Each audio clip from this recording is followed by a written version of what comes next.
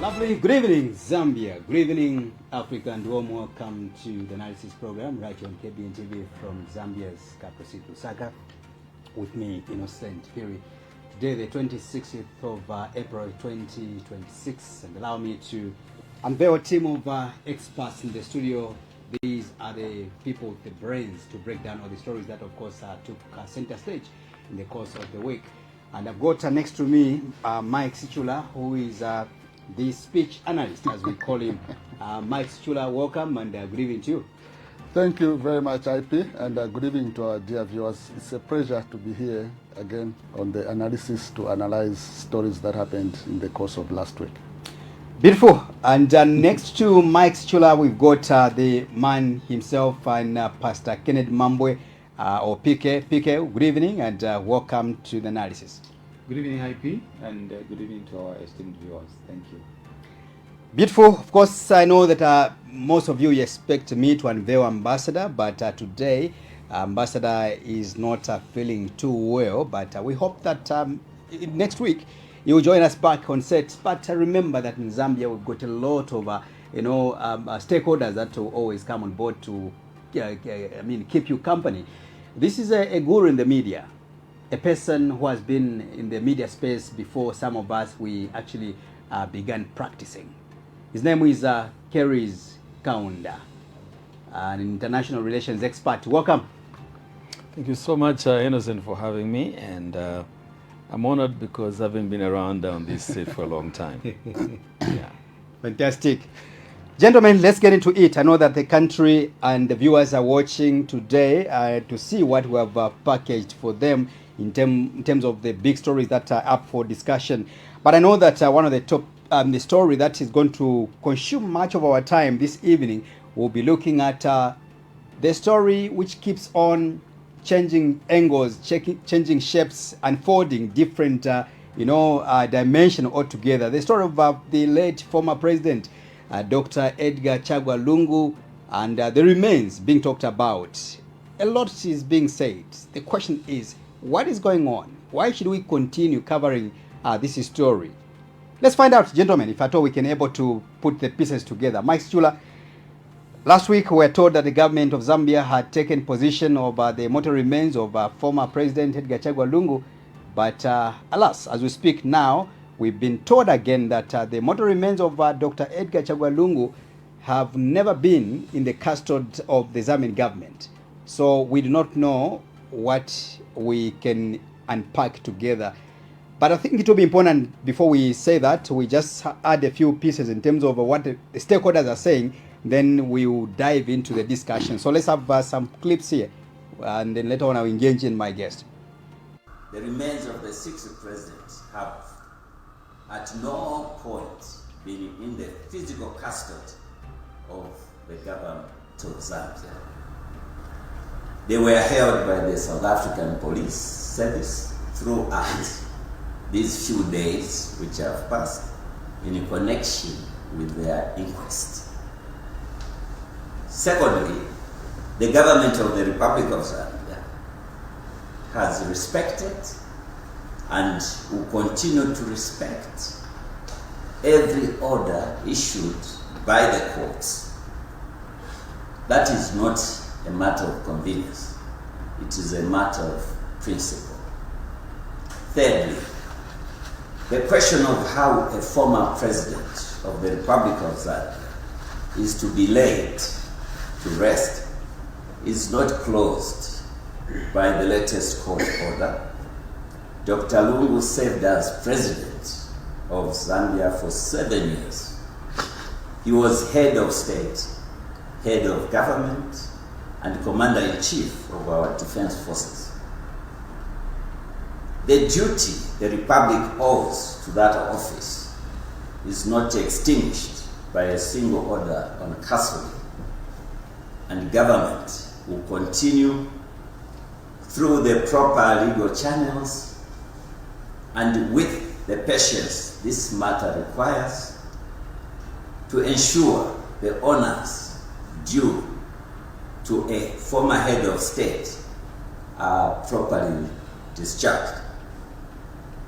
To the Lungu family, the position of the Zambian government is what it has been throughout. The value of a former head of state was never meant to be a contest, and it need not remain one. Government's willingness to engage with the family in good faith to find an arrangement that honors the 60th president is undiminished. Our position remains unchanged. President Hakainde Hichilema has been consistent throughout. His interest in this matter is constitutional. His concern is and has always been that his predecessor is accorded the dignity the office demands.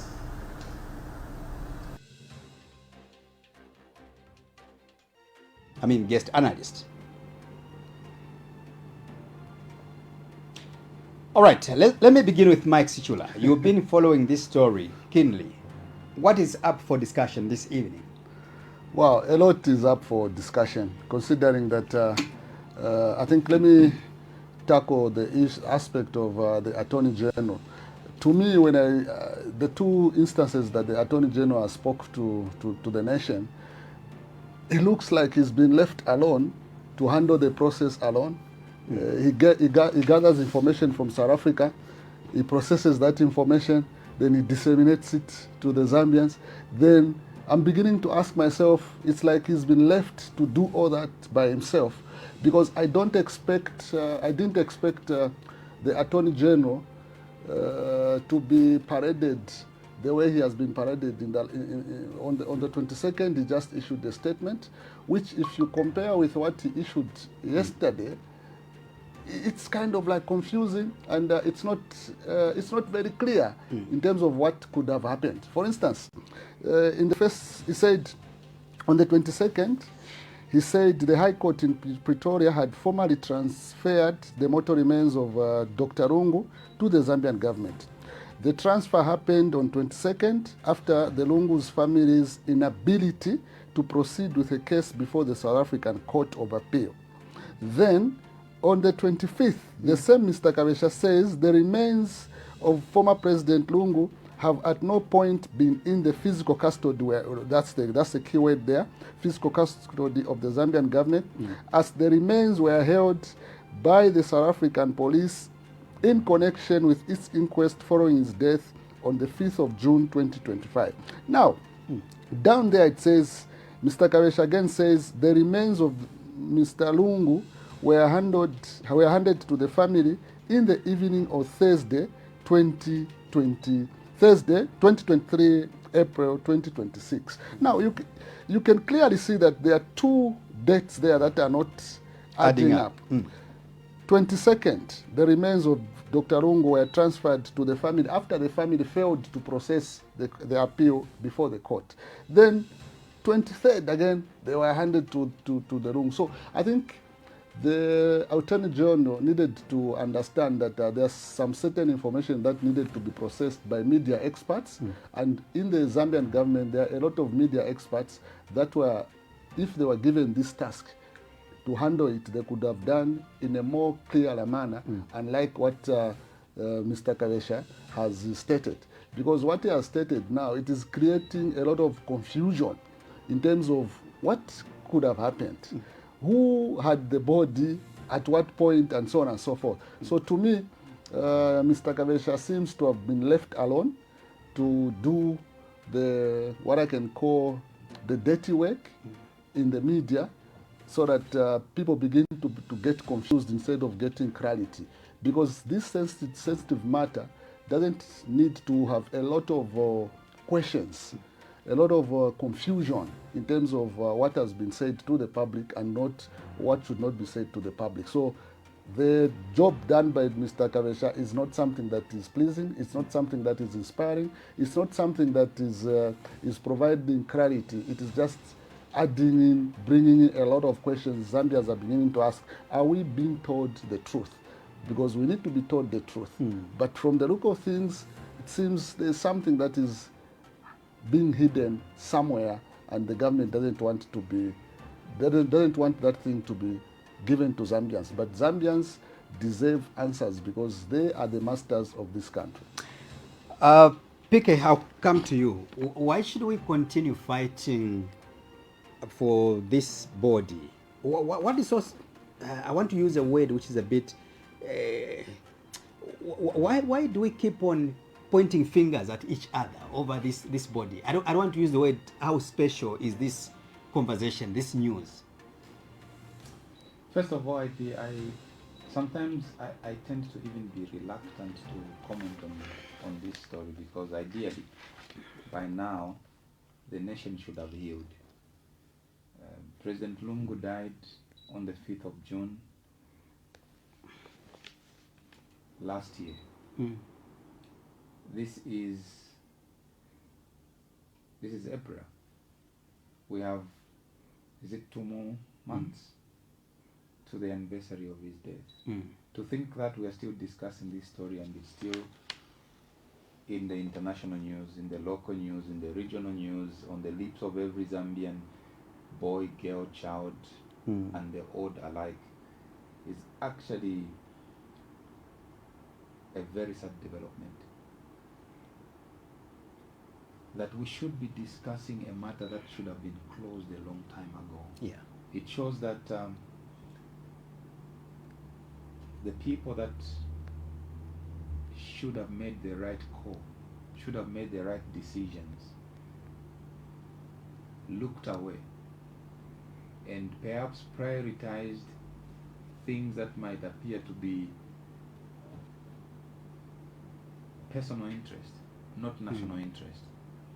Because if it was national interest and anyone was interested in bringing closure to this, the same time that the family held a funeral, that they are going to repatriate the body here, and the demands were advanced, at that time, we should have reflected as a nation and say, let's honor the wishes of the dead.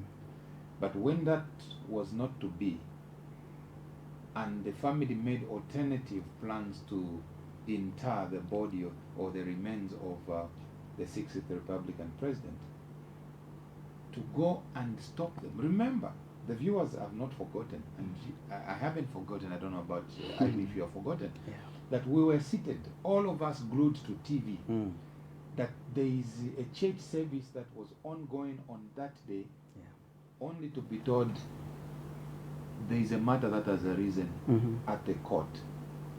So people had to split. Others went to court, others remained in church. Correct. And that's how that burial procession was stopped in the eyes of the international community. Everyone was watching and following keenly. Here we are back in the news yet again over the same story. In my view, it's a failure by government.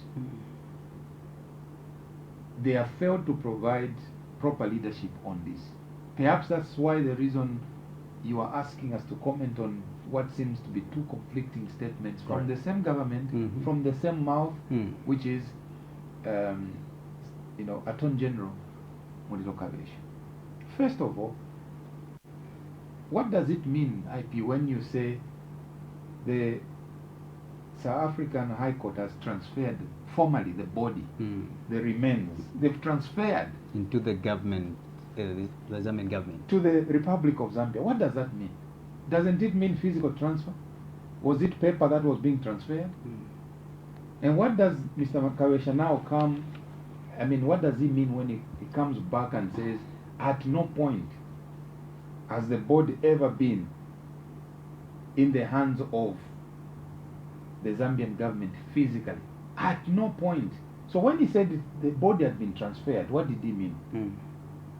And we have heard from the Lungu's lawyer, Makedi Zulu, and all the statements that have come from there, that actually, when it comes to the autopsy or postmortem, it is a named Zambian diplomat who signed to authorize, not a family member, Mm. but so if the government had not had access to the body, then how did this diplomat sign to authorize autopsy? Mm. Can Mr. Kavesha, explain all of that for him to say we have never had access to the body at any point, but a diplomat was present? Who was that diplomat representing? Mm. Isn't it the Republic of Zambia? A diplomat will always represent the government. Exactly. So at what point will Mr. Kawisha say the body has never been? If he's saying the body was transferred from that morgue to another morgue for autopsy because of an investigation, but why did the Zambian official come into the picture to be the one to sign? Why didn't the police themselves in South Africa who are conducting the so-called autopsy be the ones to sign for that body? So, in my view, this is really been mishandled by the government, and the back and forth and trying to cover up tracks is because they've been caught out, and this is being spoken by every Zambian, and in fact, even in the international community, in the international media, everyone is talking about this. So, it is very regrettable, IP, that we should be here today discussing this matter when we should have had closure to it many months ago. Correct.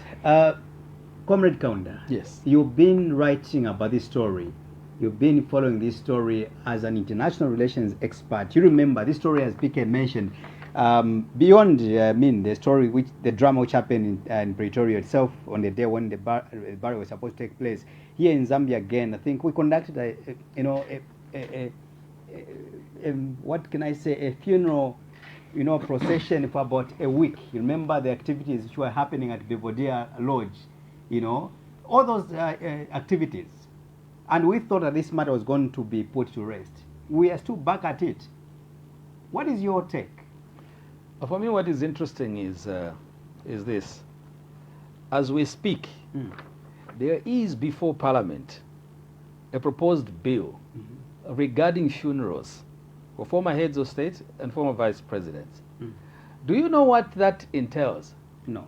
What entails is that government is admitting that there's no law regarding how you bury presidents, former presidents, and former vice presidents. There's no law.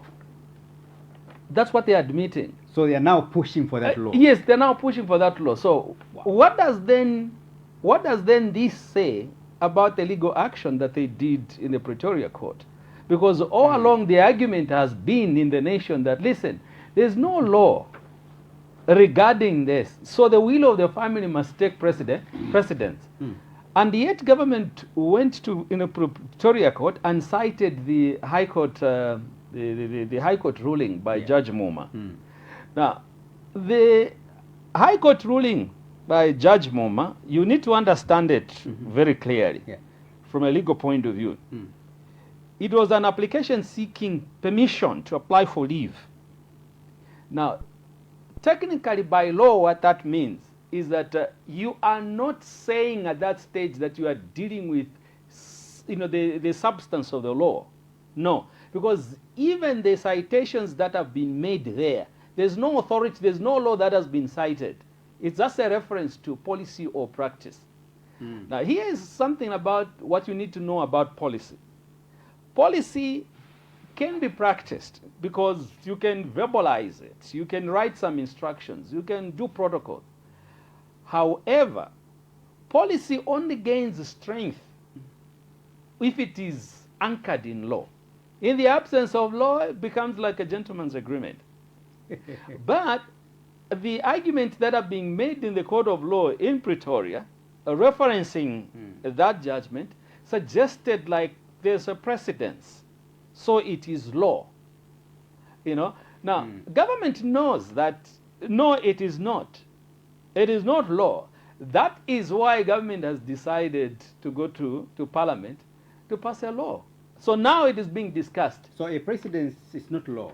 No, it's not necessarily, because, especially that at that stage, because they were arguing, you see, they were arguing that it is precedence. Yes. But you see, it would have been precedence if the arguments were based on a substantive hearing. Right. But if you are making an application for permission to apply for leave, what it means is that you are saying, listen, we've got an argument that we want to make, and these are the basic arguments, but we are seeking permission to proceed so that we can go and make those substantive arguments. So, in fact, what some lawyers argue is that when Judge Muma went on to make statements such as, former President Kaunda was not an ordinary person. Correct. And secondly, when he made statements such as you are saying that there's a letter that Dr. Kaunda wrote that he wanted to be buried next to his wife. Yeah. Where's the letter? And then Kaweche said, we don't have it ready available, but we know that it was written to Secretary of Cabinet. Yeah. Then he said, listen, if you don't have that letter, then we are just speculating. So, because we are in the realm of speculation, I cannot give you permission to proceed with this application.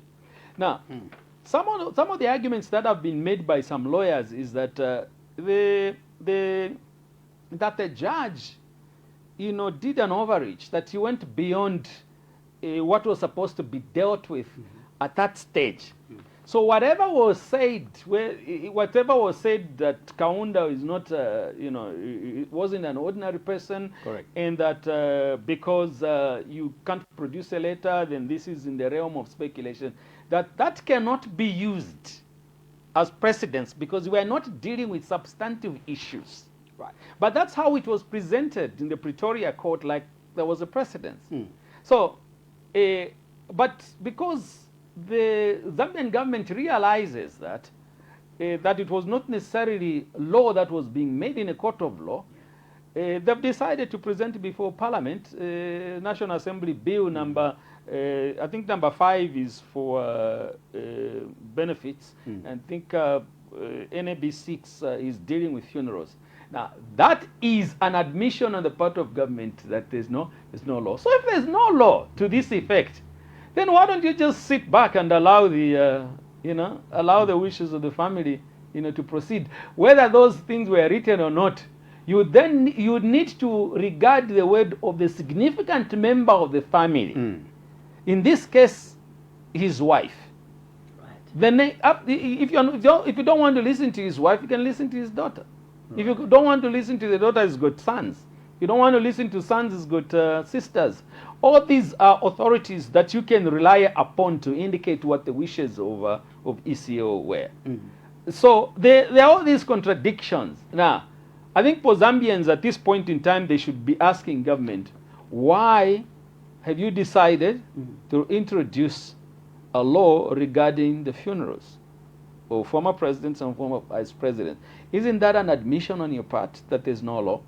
And if there's no law, then why don't you just withdraw this matter and allow the family to do what they want? Wow. Let's move on, gentlemen. We just look at the reactions which came from the Lungu family spokesperson in Honorable Makebi Zulu, because I think you remember we are informed as a country that the government conducted a postmortem to the mortal remains of former President Edgar Chagwa Lungu, and others are alleging that actually what the government did was to smuggle the body or the mortal remains, was to there are so many terminologies being used, abduction and everything like that. But how true is that? Let's get the reactions coming from Makebi Zulu. Postmortem was conducted. It began at 8:30 today and only ended at about 14 hours. That is despite them being aware that the court had issued that order demanding for an immediate return of the body to Two Mountains or any other mortuary that the family had decided. So we've been here all this while, and it's only just about now, after insistence and persistence, that we will be getting the body and taking it to a designated mortuary. There was no consent from the family. There was no family member who identified the body. There was no family member who was present during the postmortem. There was no family member who was aware as to where exactly the body was. So all this that has been done without the involvement of the family at any stage, from the point of picking up the body to the point of repatriation of the body from from two mountains to this place called Forensic Pathology Center. Like I said, a postmortem has been conducted, meaning that the body has been dissected, been opened, and they've done whatever they had to do with the body. And yes, we will be picking it up in that state. The order was for the return of the body, certainly in the state that it was in. Well, yes, I did indicate that I was getting a further update. I'm glad to inform you that the Supreme Court has just given us a stay. The government of Zambia and the government of South Africa have been ordered to take back the body to two mountains. And further, there has been an order for them to show cause as to why they should not be cited for contempt. We will be making available that court order to you, and so that Zambians may know. That is where we are right now. And the Supreme Court has just finished their hearing and granted the order. Okay, thank you very much. There you have it.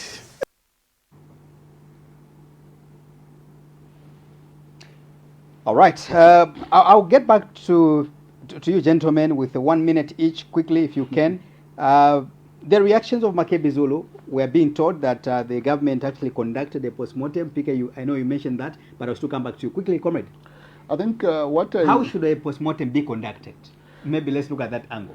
Okay, there are many ways that you can do it, but in this instance, the next of kin is very important. You cannot overrule the next of kin, whether you want to do an inquest or whatever you want to do.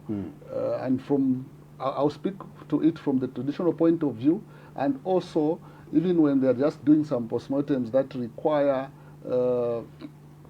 let me just say, the next of kin is very important whenever you're going to do a postmortem. Then, based on what Makebi Zulu spoke about a family member who he did not mention, having made a request that this should be a postmortem be done to late President Edgar Lungu. Now, I want to, when I heard that, I thought, could it be now that finally the Zambian government has managed to find an insider within the Lungu family who they can use to say, we suspect there was a foul play and this must be subjected to a postmortem. That's how that question I needed it to be answered by Makebi Zulu, because that family member is not being availed to the nation. Because from where we have come from, we have clearly seen that the Lungu family has been united, such that they have been speaking one language. Now, how come now there seems to be a division where someone went behind the back of even the spokesperson, Mr. Makebi Zulu, to claim that they needed to, a postmortem needed to be done. So Mr. Makebi Zulu needs to also clarify that position. Could it be now within the Lungu family there is division? People are now tired, they want to get this thing all over again. Because the only person that I remember made an allegation was Mr.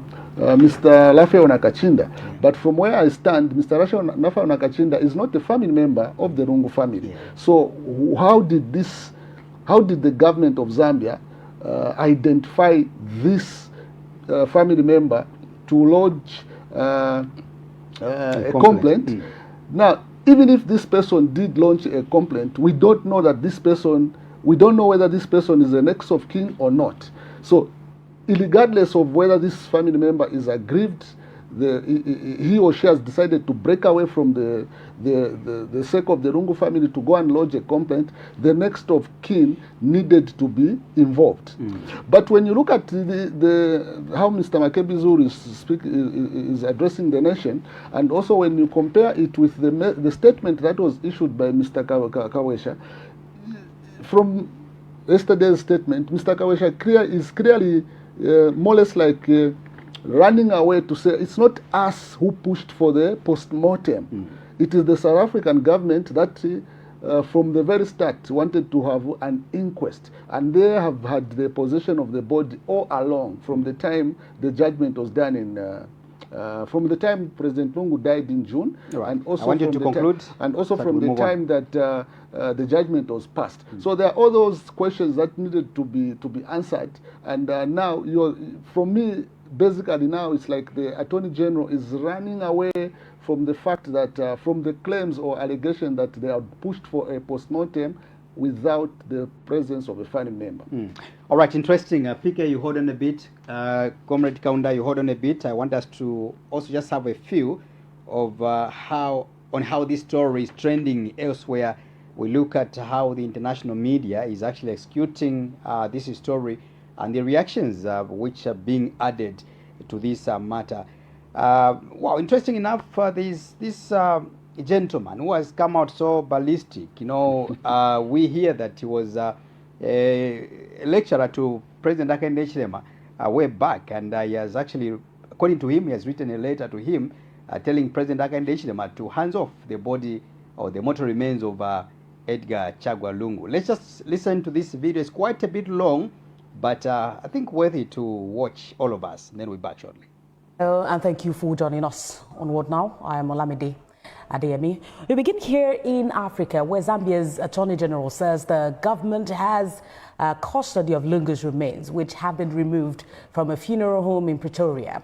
This despite his family's claims that a separate urgent court order ruled that Lungu's body will be returned to the facility. The Zambian government says it has now taken custody of the former president Edgar Lungu's body for a state funeral.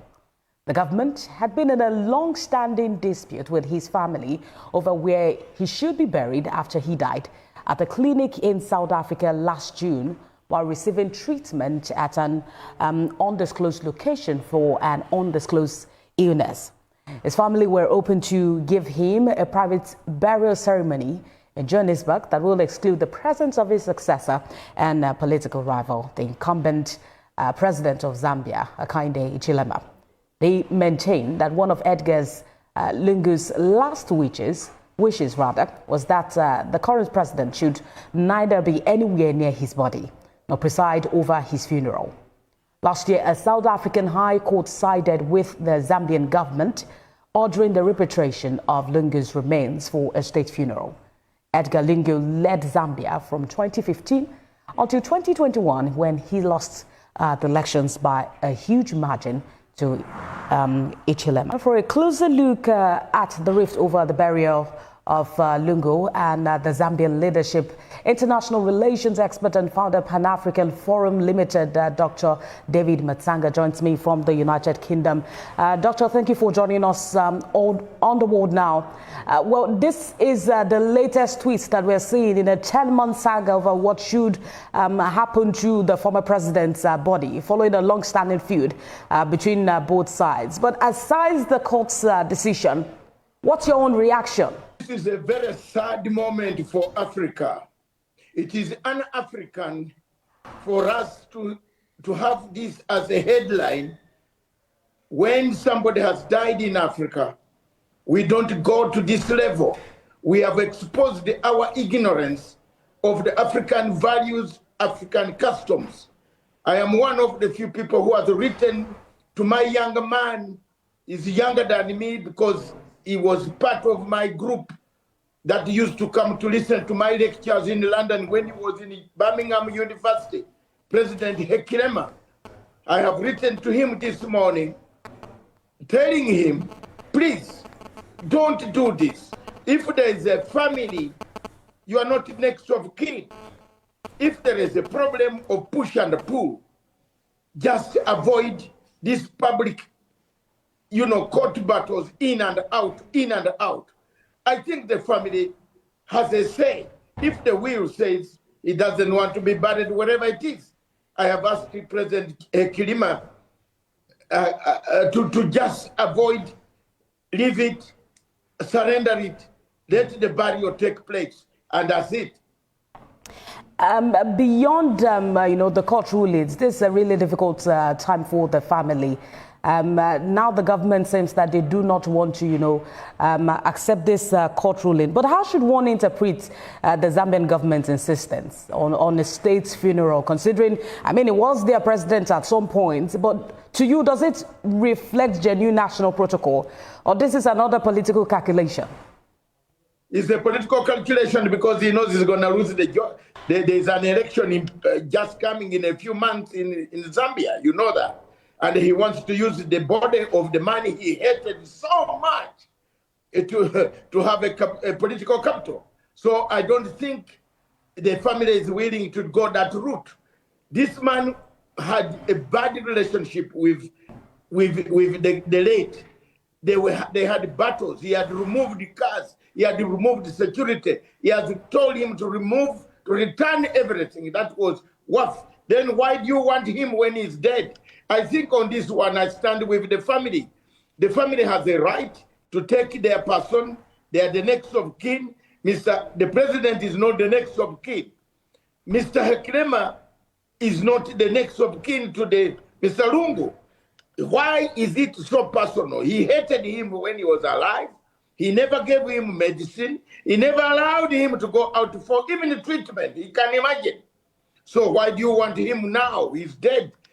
Above all, this is a shame, a big shame for Africa. And in fact, it's a big, big shame for us Africans to pretend to be doing things like the things on the Lion and the Jewel of Lakunule.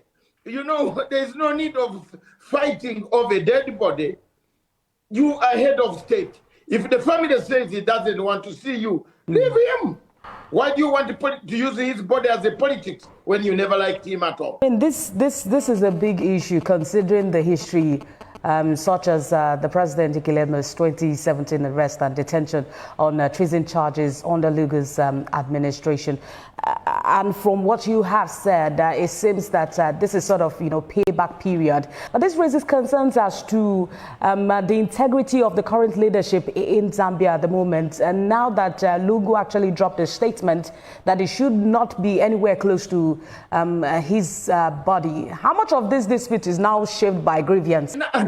Another court also has issued an order for the body to be returned to where they found it, because they have nowhere to fly the body. Where are they going to take the body? The body is now under the custody of the government of the Republic of South Africa. And every airport, every plane, every by road, by sea, by what, you can't take out the body until the court orders are served properly, executed. So there is nothing. It is a waste of time. This gentleman died in South Africa. He was not dying in a proper way as a head of state. He died as a person who had been actually victimized. Let him be buried by his family. The family is anguished. There is no peace between the family of Lungu and the family of Kirema. Leave the man to be buried. As an African elder, I don't think this is something that we should go on haggling. What do you think these people, the Western countries, the Europeans look at us? What do we think that we know something, but we don't know. What are they saying now? Lots of things about how shallow we are, fighting over a dead body. Another thing is that reconciliation in Africa seems not to be there. People don't reconcile. There are so many places where I've been in the middle of such a crisis, like in Angola, Santos. I had to pick a phone to call the president of Angola to say, hello, what's going on? Allow a man to be buried. I don't see any... Doctor, originally there are processes, in handling the funeral of former leaders, heads of states, and also, presidents. Perhaps that's what the Zambian government is trying to ensure in this case, aside the political rift on ground. But let's talk about what President this really says for how African governments now handle, the burial of their former leaders as against their family wishes. How can this be balanced between the state interest, historical record, and also the family's wishes for privacy and dignity in any case? It teaches the culture of bad politics we have on the continent of Africa. Chiluba never wanted Mr. Kaunda to be buried in Zambia. He stripped Kaunda off. These Zambians have got very bad manners. They stripped Kaunda off citizenship, jailed him. He never wanted him to be buried. Fortunately or unfortunately for God, God called Mr. Chiluba before Mr. Kaunda. We struggled in Africa to make sure that Mr. Kaunda is released from jail. This man, again, also with his friend, it teaches us there is something wrong with our democracy, our politics, our governance. We must, actually, Africa needs to go back, my sister, to a drawing board. Is this type of one man, one vote democracy, elections, this is the one that brings sharp differences amongst the people. Is it working for us? Are we all mature enough in Africa today to say, okay, my friend, you have won, go home, I will wait for 5 years? No. Across Africa, my sister, you have seen how many people are fighting. An opposition doesn't want to see the president. The president doesn't want to see the opposition. It is almost everywhere. In your own place, I think it is only your own place where we don't see opposition leaders being held into court or detained. And now that, apologies for cutting in, and now that this has now become, you know, a public show of strength, court matters, court, you know, judgment here and there, does the involvement of South African courts complicate or clarify sovereignty issues in cases where, you know, political figures die abroad? It does, and South Africa must take up the lead. South Africa must stand up. South Africa has got values, customs. If they will, what does the will of the president say? That's it. In legal terms, you can say you want to bury somebody somewhere, but the man says, I don't want to be buried back in Nigeria. What will you force people? No. Let's take the will of the man and the family. The family is not just cooking up some material to say, let's bury this man in South Africa. The family is following what the man told them. And the man is not here to say it, but he left a will saying that I don't want ever to Mr. HH, we call him HH, president, to come near my funeral, to do any funeral, you know, ceremonies by the government of Zambia. Therefore, why can't we as grown-up Africans, I have told Mr. HH, the student from Birmingham University, to pull off, leave the body to be buried, or alternatively, criminate the man and throw the in River Zambezi. Dr. Basanga, I think there is also, you know, the risk that this issue could, you know, deepen political polarization in Zambia ahead of, you know, future elections. Now that, you know, the Zambian government is fighting specifically for this, despite the rift on ground. But we wait out to see what, you know, comes out of this decision by the court on this case. That's a fine place to leave it for now. Thank you for talking to us on World Now. International Relations expert and founder, Pan-African Forum Limited, Dr. David Masanga. Thank you for joining us on World Now. Thank you very much for giving me time. And indeed, he is going to have a rough time if he doesn't bury Mr. Lungu back in Zambia. He would lose an election. Thank you. All right. So we'll begin from there. PK, a video with a lot of details there.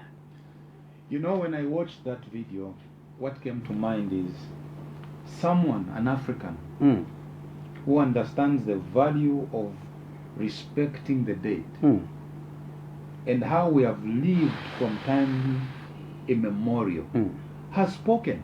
I actually expected the church to speak like that.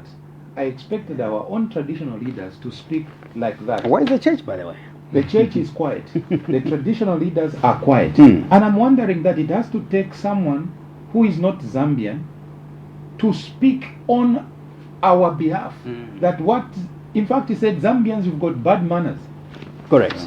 He actually even made an allegation. He was using some strong words. He was using very strong words. He says, he says, you know, people are trying to use the body of someone they never liked for political mileage. Yeah. And in Zambia, no one is speaking up and facing the government in their face and say, can you do the right thing? And I'm happy that you have allowed that 12 minutes to play. Correct. So that everyone can have context. That was a very detailed and very thought-provoking interview.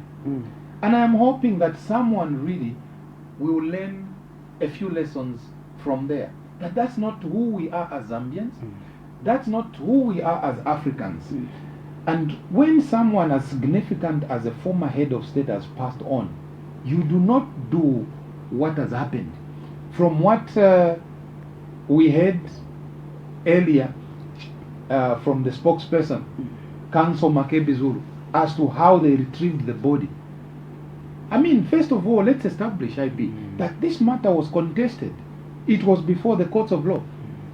The government argued that the family failed to make substantive arguments On time. And yet, according to the Lungu family and lawyers, they had made their submissions. It is government that had not responded, and this matter was due on a date sometime in May. So there was no truth to the fact that there was a lapse in time and argument and in terms of submission of the facts. So we understand that there was police involved and there was government officials involved. No one from the family. Why would that be the case? And what were we fed by Mr. Kavesha in his first statement? He said the government of the Republic of Zambia has executed the August 2025 judgment that empowered the Republic of Zambia to repatriate the remains. My question to Mr. Kavesha is, if that was the reason the body was gotten, how come the body is not here? How come you have not repatriated? How come you have found it convenient now to say it was the South African police? And if you said you had executed the August 2025 High Court judgment, as far as I remember, in that judgment, there was no authority for an autopsy. That judgment was on repatriation. So you give the nation a statement that you have executed the judgment. The next thing we find is an autopsy. Where did you rely? And how did you transfer from you having received the body formally as you communicated? Where did you lose track and suddenly find the body in the hands of the police whom we are accusing that they are conducting an autopsy? And yet you relied on the judgment of August 2025. So all these things are not adding up at all, IP. And so for me to listen to that interview of the doctor in Birmingham, I felt very saddened as a Zambian. Actually, I feel very bad that I can call myself a Zambian today, because these events have painted a bad picture of us as a nation. We have been known to be a peaceful nation. We've been known to be a nation that is grounded in morality, integrity, and uprightness. We fought for the freedom of this region. Most African countries were liberated because of the efforts of Zambia. For us to downgrade ourselves and come to a place where everyone now looks at us as a laughing stock, it is a very sad situation.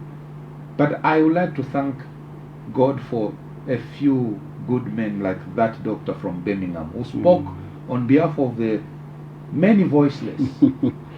But I wonder what's happened to the church in Zambia. I wonder what's happened to the traditional leaders. Are you so scared of President Hakainde Hichilema that you can't tell him that, Mr. President, you're not taking the country in the right direction? Why can't you just speak? He is our president, for God's sake. Why are we scared of him, man? I'm wondering why.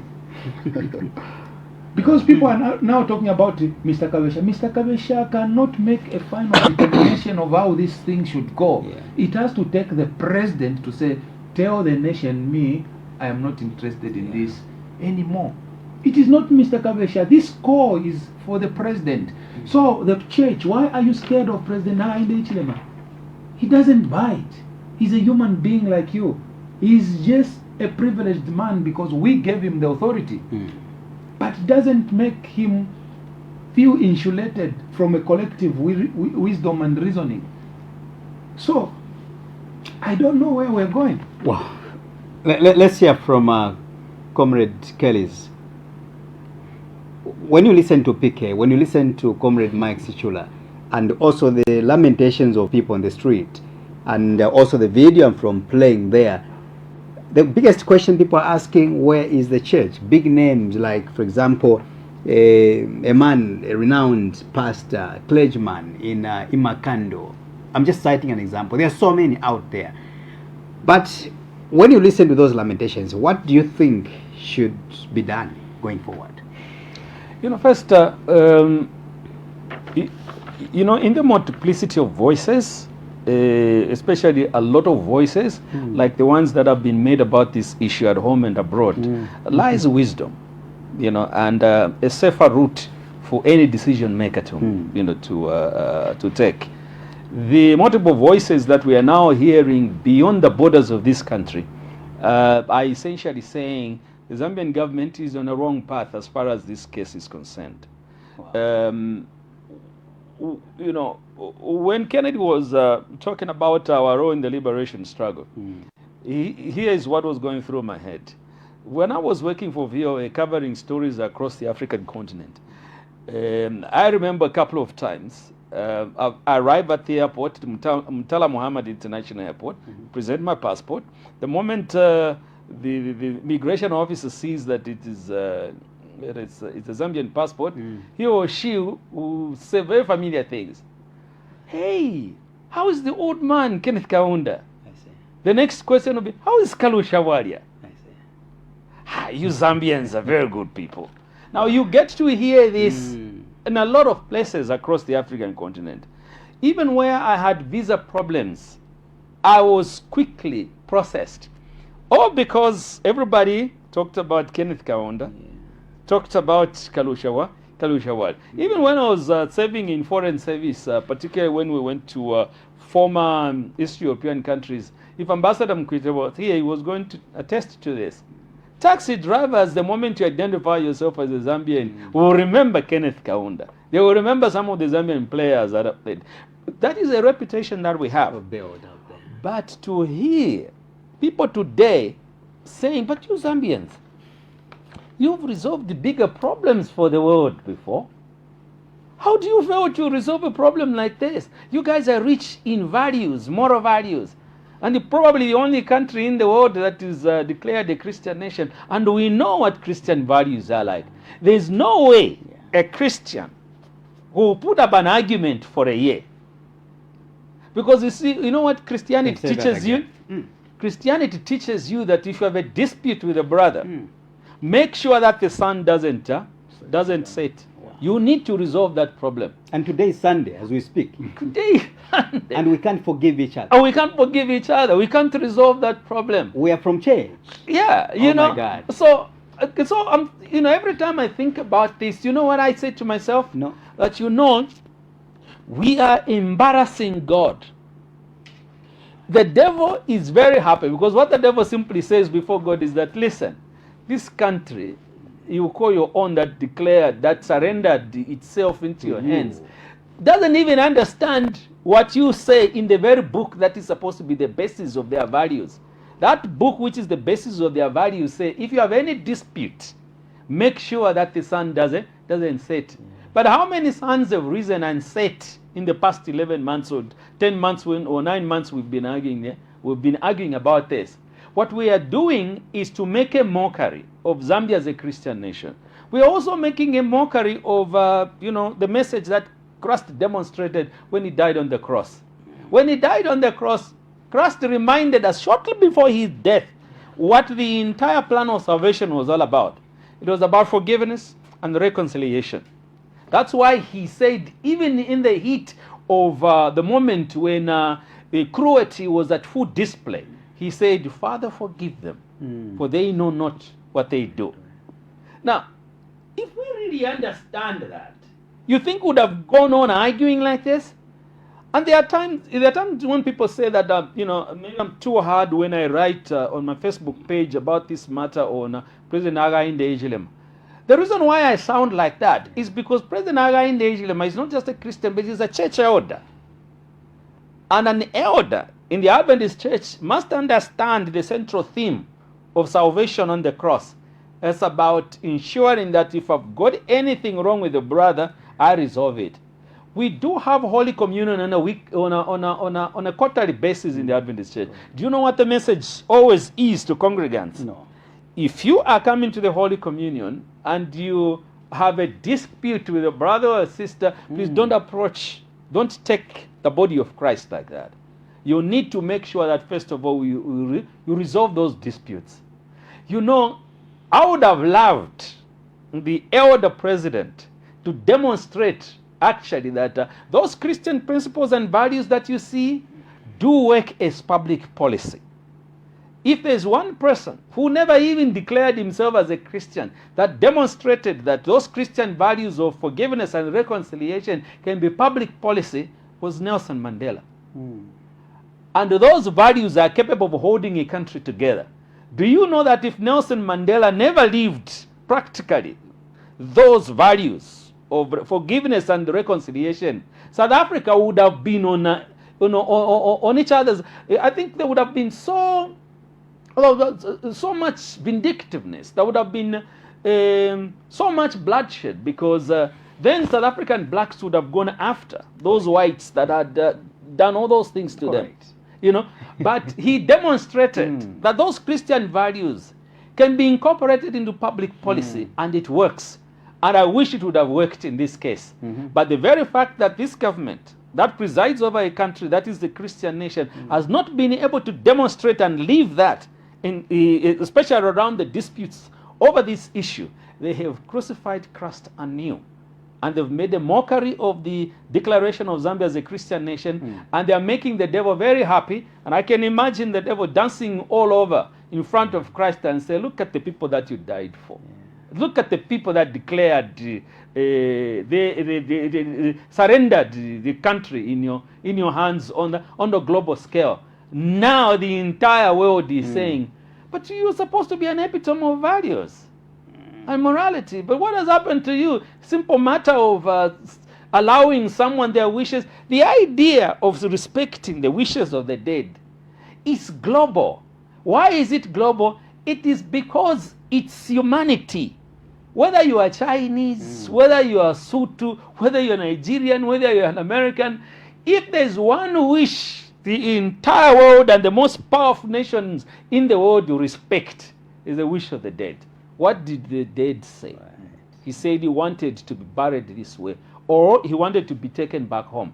When I was serving in diplomatic service, sometimes the wishes that were honored were of someone that didn't even have the means to be taken back home. I went to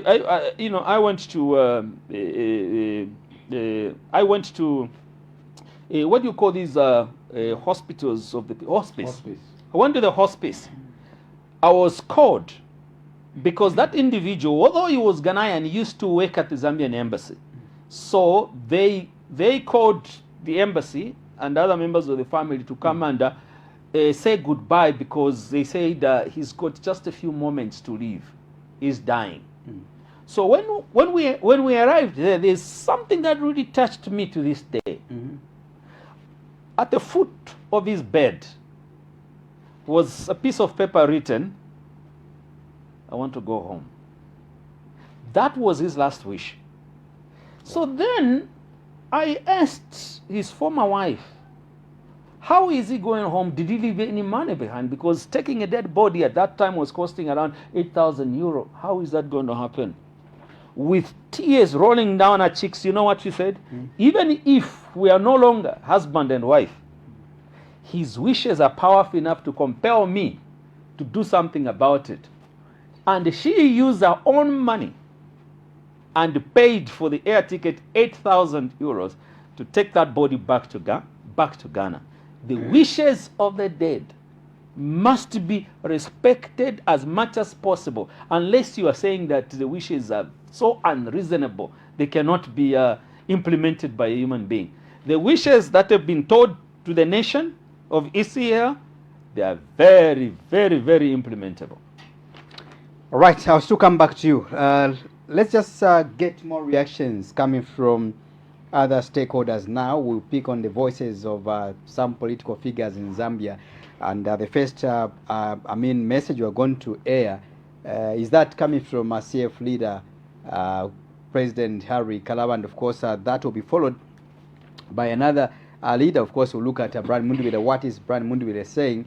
And of course, one KBF is also speaking something to this issue. And then later on, we shall dive into the discussion. So let's take a bit of some time and watch this. Excellency, thank you very much. Actually, I am taken aback. I am short of words. Never in my lifetime did I ever imagine that such a time like this would ever occur in our times as a country. Politically, Zambia has been very tolerant of one another's views. Internationally, Zambia has been an example of how humanity ought to live. We have sacrificed all these two important ingredients on the altar of political expedience. It's such a sad development. It has brought shame to our country. It has also brought shame to the international community because they looked up to us. And we are not talking about an ordinary person here. We are talking about a person who saved the country for 7 years, to be transported from one morgue to another morgue in such an indecent manner, really it attracts shame on our country. Where do we move from? State of affairs. Where do we... Before I ask you that question, you were in government, a senior minister. First, how are these issues handled? Two, how should this issue have been handled from a government's point of view, which you served for many years? First of all, I will tell you, not even before I even talk about the government point of view, I'll talk about from a humanity point of view. Mm-hmm.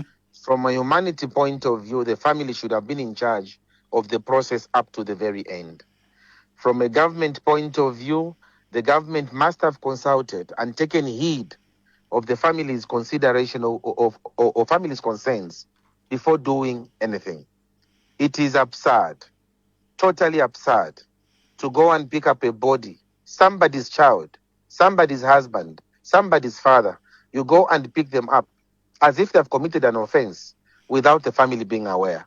I think it is morally wrong, it is culturally wrong, and it is it's just not on for a country like ours. As a former Minister of Foreign Affairs, what does this do, first, to our relationship with South Africa and how we are now being seen internationally? As you and I are speaking, the South African officials have been cited for contempt from the documents that I'm reading. Already South Africa has been sacked in an issue that they should not even have ordinarily been sacked in. That is sad. They are looking at us as a country that does not have leadership. Clearly, they are looking at us with suspicious eyes. They now are clear that there's something wrong with Zambia. Something is not upright with our country because sacrology has been put on trial.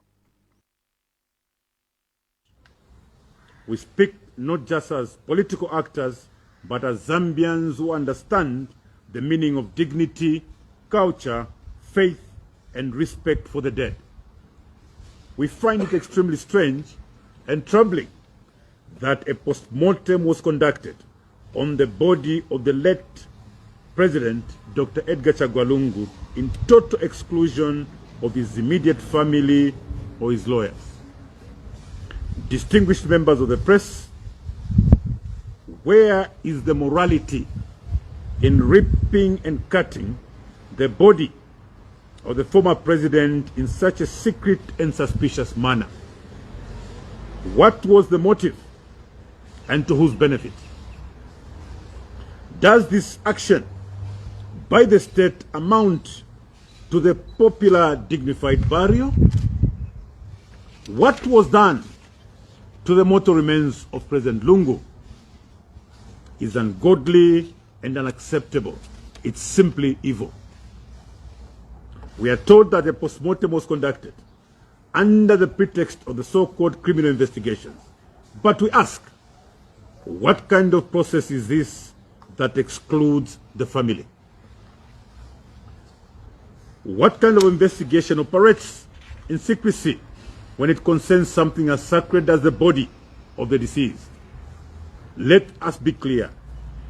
If this process was lawful, if it were clean, if it were above board, the family would have been present. The family would have been informed, and the family would have been part of it. The fact that they were not leads to one unavoidable conclusion. Something is seriously wrong, and when something is wrong at this level, it ceases to be administrative. It becomes a national moral question. Fellow countrymen and women, how can what has been reported in the press, almost amounting to the mutilation of President Lungu's body, be justified as acceptable or consistent with non-postmortem practices? We therefore demand that President Hakainde Hichilema immediately addresses the nation and explain in clear terms to the Zambian people why he has allowed the desecration of his late brother's body in this manner. In light of what has happened, the UPND government must also dismiss with clarity the strong and widespread concerns that this entire matter is linked to spiritual or ritual practices. Why are the circumstances of the postmortem so strange and peculiar? Distinguished colleagues, Zambia is not just any country. Zambia is a Christian nation. We believe in the dignity of life. We believe in the sanctity of death. We believe that even in death, a human being, especially our late president, deserves to be treated with reverence. What we have witnessed raises deeply troubling questions about the values and intentions of those who allowed this abomination to happen. Distinguished colleagues, allow me at this moment to turn to the church. The church cannot be silent. Not now. Not on this matter. Especially that the late president was a man of faith who openly believed in Jesus Christ. To remain quiet in the face of this is to abandon that very foundation he tried to help build for the nation. We also turn to our traditional leaders, who are the custodians of our customs and our heritage. You will all agree with me, fellow citizens, that our known traditions as Zambians do not permit what has happened in South Africa. And certainly our culture does not accept this. What has happened is an abomination, both in the eyes of our Christian faith and in the eyes of our African values. We therefore call upon you all chiefs.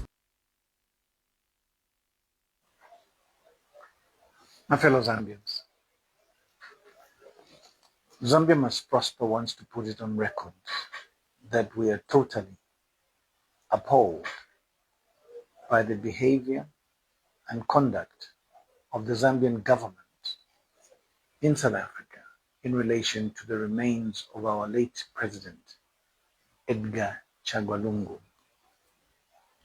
Let me begin by thanking my young brother, Makebi Zulu, for the works that he's doing in South Africa thus far, and the reactions, the actions, and indeed the help that he has rendered to the nation by keeping it informed of the ongoings. I also want to send a message of encouragement to the former First Lady, Ramaeva Esther Lungu, the sister to the late President, Rabetha, and the entire family, the Lungu family. What has happened in the last 48 hours is un-Zambian. It is totally unwelcome. It is un-Christian. It's uncultural. And this is not who we are. Ubu, ubu tuitati upuba. Eku isevani. As a nation, we have brought shame upon ourselves for no reason other than the satisfaction of this very uncaring UPND government. Those of you who are not aware, the judgment of August last year, 2025, in South Africa, had indicated certain conditions on how the late ECL's body was going to be touched, moved, and buried. For the sake of those that may not know, the judgment was explicit. As a precondition, the judgment insisted that before the body of the late president could be touched, moved, or buried, the ADC Vachanda to the late President Lungu was to be present at all times. Second, that the body was to be moved by the Sheriff of the Republic of South Africa. When given to either party, the Sheriff of the Republic of South Africa was to take charge. What has happened in the last 2 days is that none of these conditions were fulfilled. All right, so we are back on it in case you've just joined us. This is the analysis program, and this is basically our biggest story of the show.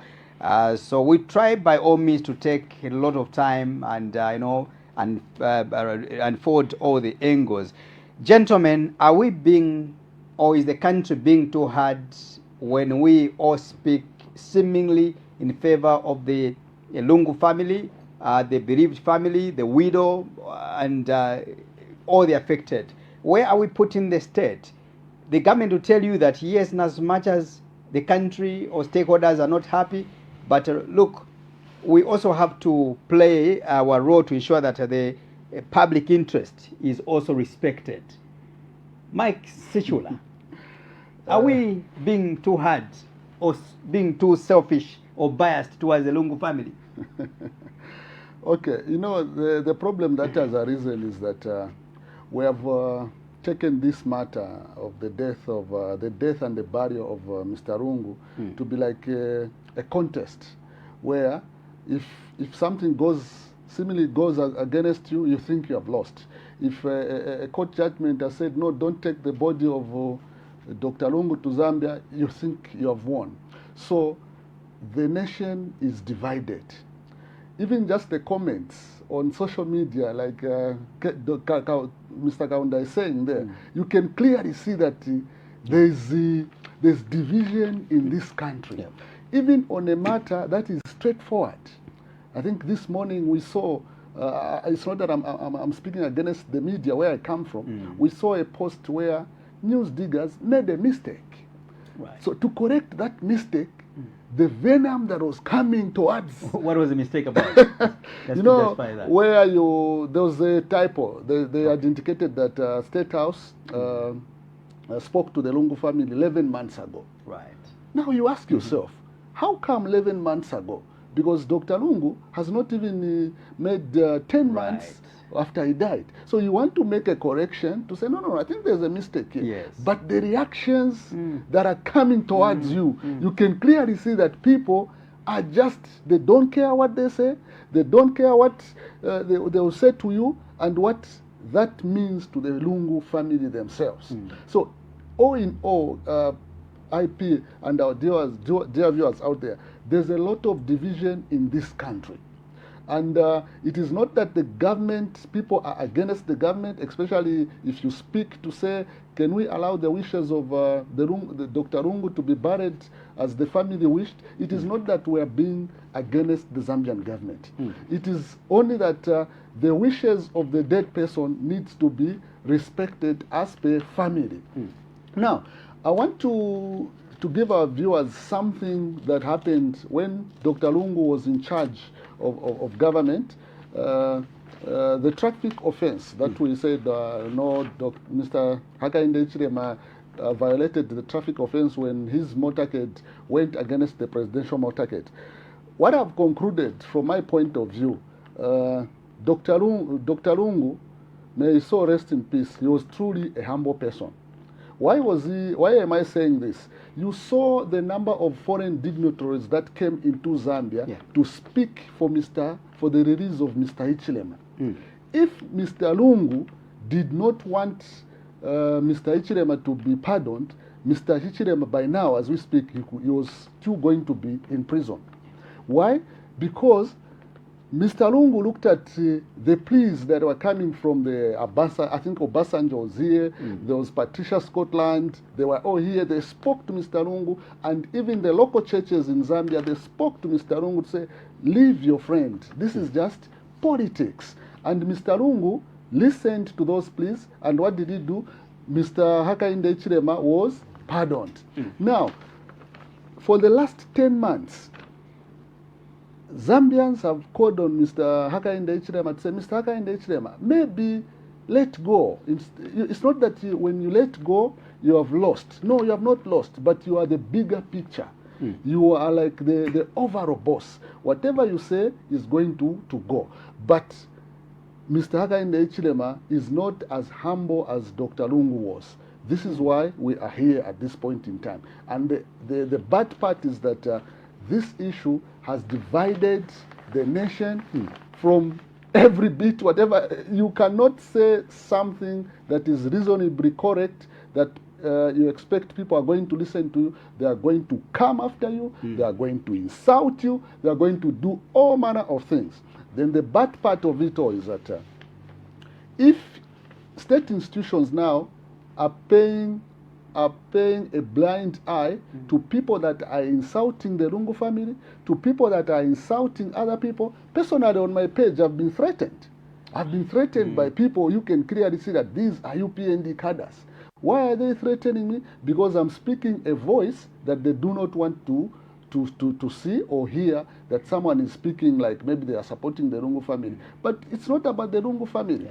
If Dr. Hichilema today decided to step away, everything will remain intact. He will remain the president of Zambia. He will remain the president of Zambia, and nobody is going to take away anything from him. The issue here is that we are dealing with a matter that has divided the nation, and the matter that has embarrassed the Zambian government to the outside world. So if Dr. Hichilema could be as Dr. Lungu was, to just, these voices are too many, let me let go. He let go, and Mr. Hichilema was released, and everything went quiet. Right. PK, your quick take as we wind up, when you listen to all the voices and the concerns coming from the political figures in Zambia? There is a common theme. Everyone is saying the government must let go. Correct. That the government must be empathetic. They must think about the widow. Clearly, honestly, someone was nursing a husband. The husband eventually dies. And then you lock them in court. She's never taken away. You know, when you are mourning, you wear a certain kind of attire, black. In certain cultures, you actually even stop bathing.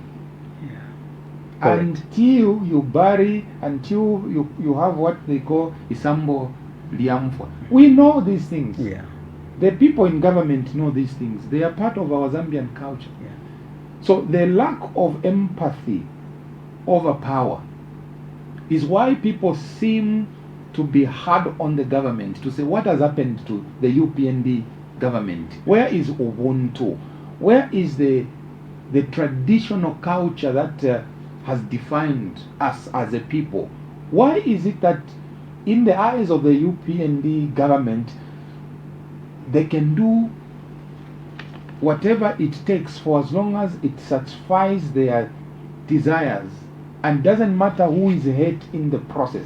That is why all those people who are speaking, they are speaking like that. It's to speak to the consciousness of those who are making decisions, to say this is not who we are, please. Remember, IP and dear viewers, that we have had state funerals in this country. And it's not all state funerals that have been attended by the head of state.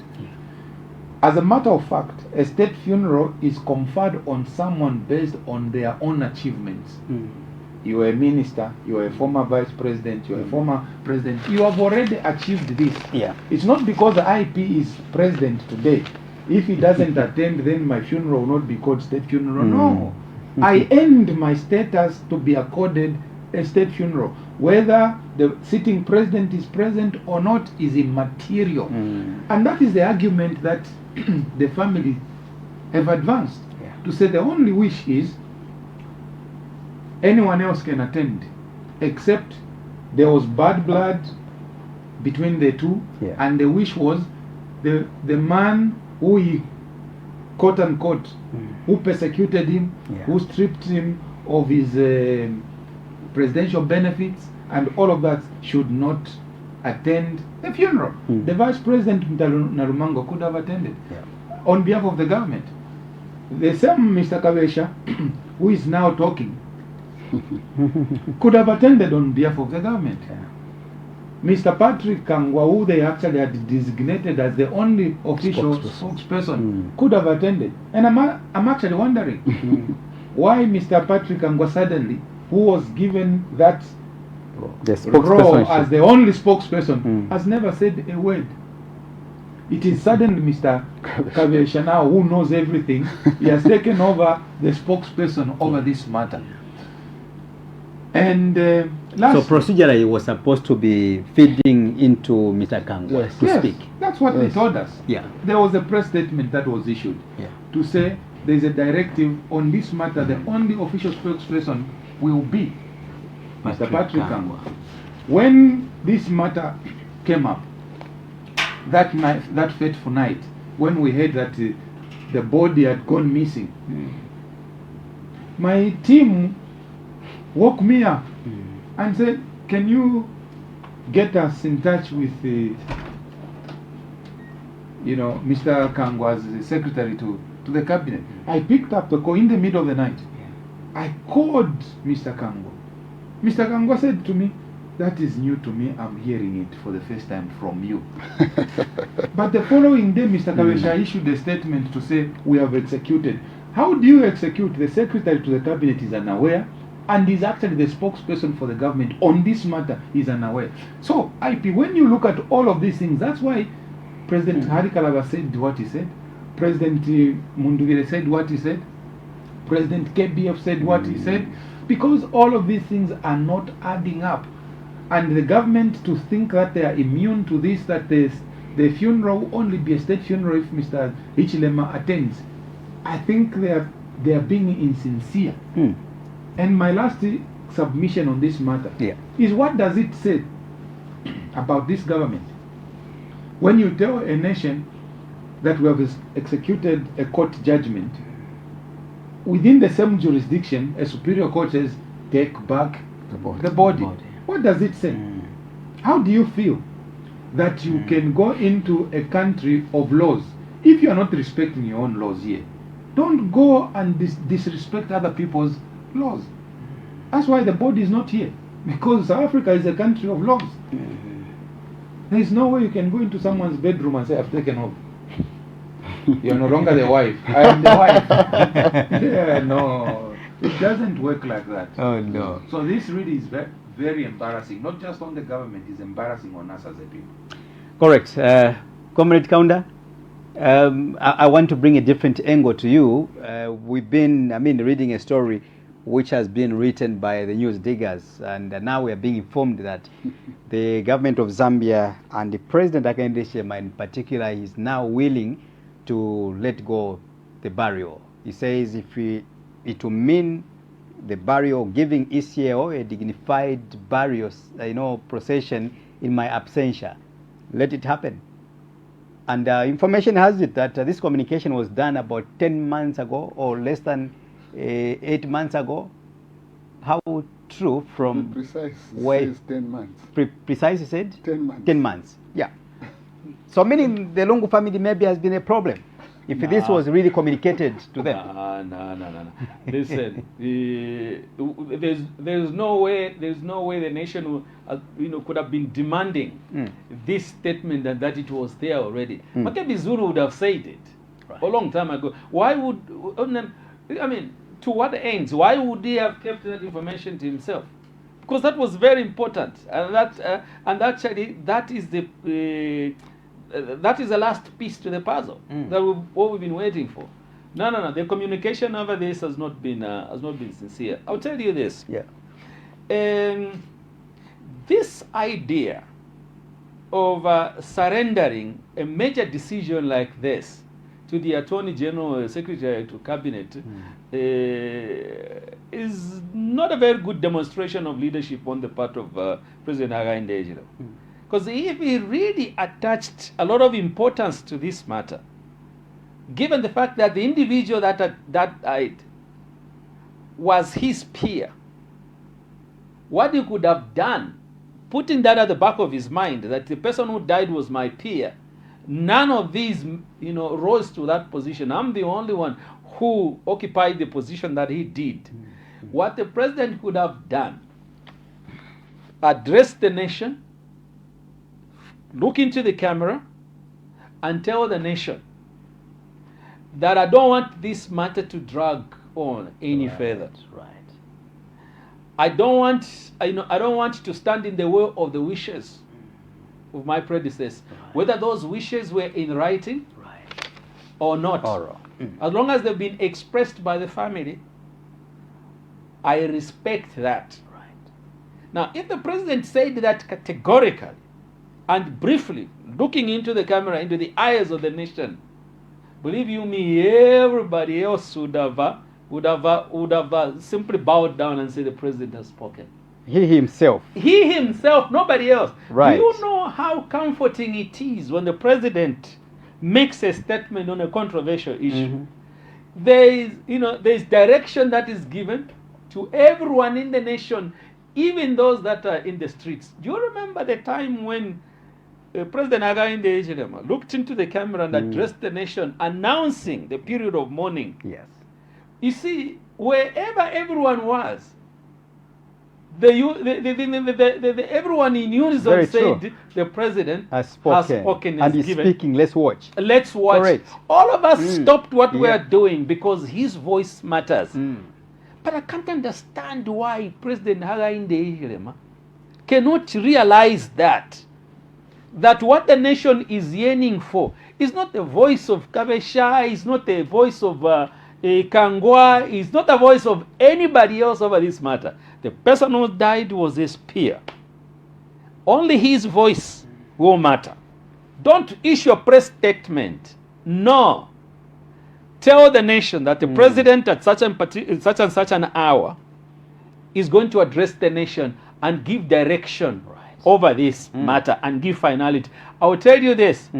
Everyone, the same way that you watch the main soccer teams playing that day, whether it will be in a bar, it will be in a restaurant, it will be where every people that don't watch ZMBC that day, they are going to tune in and watch, because that is the only voice that matters the most. What the president has done so far, he has not provided leadership over this matter. He has surrendered this matter to individuals that no one will listen to and pay attention. Do you think it matters what Attorney General Kabesha says over this? It doesn't matter. It doesn't matter. You think what Wakangwa will say over this matter, it matters? It doesn't matter. What matters is what President Hakainde Hichilema will say. And the President Hakainde Hichilema needs to understand what it means that the entire country votes directly for the president. What that means is that you have been given so much power. Right. From 753,000 square kilometers of this country by 20 million Zambians, the power lies in you. So the mandate that you carry is so much. Don't share that with people whose voices don't matter. Right. So my word to President Hakainde Hichilema is that, Mr. President, maybe you don't understand how much people want to listen to you and hear you. Do you know that even when he is saying other things, the entire nation stops what they are doing, the president is speaking, even if they know he's playing politics at a public rally. Whatever he says, whatever he viral. says, yes, whatever he says goes viral. That is the power that he wields. Wow. But he doesn't seem to understand that. And finally, let me say this. Please. That position of president, he's so powerful that Chiluba illustrated it very well one day. Here is what he said at a press conference. Yes. That, sometimes you people look at my physical stature and say, oh, Chiluba is just a small guy, he cannot do anything and all that. Then he said, picture this. He is a small, physically small police female officer who is stopping vehicles. And there's a huge truck coming. And then she stands in the middle of the road and she raises her hand. And that huge truck comes to a stop, stopped by physically small individual. But do you know why that truck has stopped? The uniform. The uniform represents authority. Then he said, some people make a mistake that Chiluba is small and stuff like that. But what they don't know is that, you see, when I sign on a dotted line, something will happen to you. And for sure, he was demonstrating the power that lies in that position of president. So my word to President Hakainde Hichilema is to say, President Hakainde Hichilema, there's so much power that lies in your voice today. We may not have been listening to you when you were in the opposition. We may not have been listening to you when you were in the business sector. But in this position, your word is creative power. God has extended to presidents the creative power that God has when he said, there shall be this, there shall be this. The president of Zambia can say there's going to be a funeral according to the wishes of the family, and believe you me, the entire nation that day is going to celebrate like we have scored and won the Africa Cup as a country. He's a king. He's and king. He has the authority. And he has the authority. And he hasn't used it. He is extending it to other people that Zambians don't listen. Let me tell you, even if you said the Attorney General is speaking, I hear he was addressing a press. How many people even paid attention to that? Nobody. What you say doesn't matter. And I need to emphasize this. Well, Attorney General, doesn't matter how many you speak. It doesn't matter. No one listens. But Kangwa, even if you are quiet at this point, in fact, for me, I'd even forgotten that he had been designated as the spokesperson. It's Kennedy that has even reminded me. The reason is because his voice doesn't matter. Even if it's Nalumango, it's a voice doesn't matter. Material. What matters the president. is President Hakainde Hichilema speaking. Speaker, a communication was done about 10 months ago, according to the story we are reading, that the HH is now willing to stay away from the burial procession. I mean, today we woke up, I would call it to a rude shock, that the president is willing to stay away. Now, two things is going on in my mind here. First of all, if the president communicated that he would be willing to step away, when did he communicate? The last communication I remember about this is the president coming to the nation, looking into the camera and say, I've called off the period of national mourning. Yes. That's what Kelly is telling us here. The word of the president is that strong. The moment he said, I've called off national mourning, people went to drink beer. Even the soldiers who were singing at the they demobilized. Correct. Packed up the instruments. And said the commander has spoken. Wow. There is no more national mourning. Let's go home. We went back to life as usual. Radio stations and TV stations stopped playing solemn music, gospel music. They went to play Yomaps. Dundombolo and the Yomaps. That's what it is. So I don't know at what point the president spoke. The only assumption I have is the president may have made up his mind now that he's willing to stay away. But to give the weight to that assertion, let's backdate to 10 months ago. I think this is a backdated weight. If he has made a decision to stay away, he has made a decision to stay away now. Because if he had made it 10 months, we would have known. Wow. Mr. Hamasaka would have communicated. Mr. Kangwa would have communicated. Mr. Kavesha would have communicated. None of them. What we know, there was mediation. The president's team was being represented by Dr. H.K. Banda. I think is it Pakiru Nuruzi? Is it Pakiru? There's someone from that was the HK family. Banda. Oh, that was the family. Yes. H.K. Banda from North Mid. Yeah. Then the family. Joshua Banda. Yes. Then the family were being represented by Archbishop. Who I think Banda. Yes. Who I think the government was not comfortable with. But that was the appointed representative. So tell me, why was there these two negotiating teams if the president had already chosen that he will stay away? And my view is this. It is a good thing if the president has finally decided to stay away. The question at the back of every Zambian is, why didn't he do this 10 months ago? Why now? And if he chooses to stay away now, given what has happened, it will lend itself to so many interpretations. That's all I can say. If he has chosen to stay away now, after everything that has happened over the past 2-3 days, that decision will lend itself to so many interpretations. And I can't fault anyone who is reading into this any other way, who is interpreting it the way they want. You can't fault them, because the president should have chosen to say, I will not fight over the wishes of the late. Let the family go ahead and back. Now, lo and behold, this matter has stalled. Now there's a big complication to this. The court should have been determining how to put closure to this, whether they should bury him in South Africa or they should bring him here. Back home. But now they will have to determine contempt. They will have to determine an autopsy and opening a body without the approval of the family. There are now many more complications that have come and have arisen. All of these things would have not happened if the president had said, I will stay away. So why should he stay away now?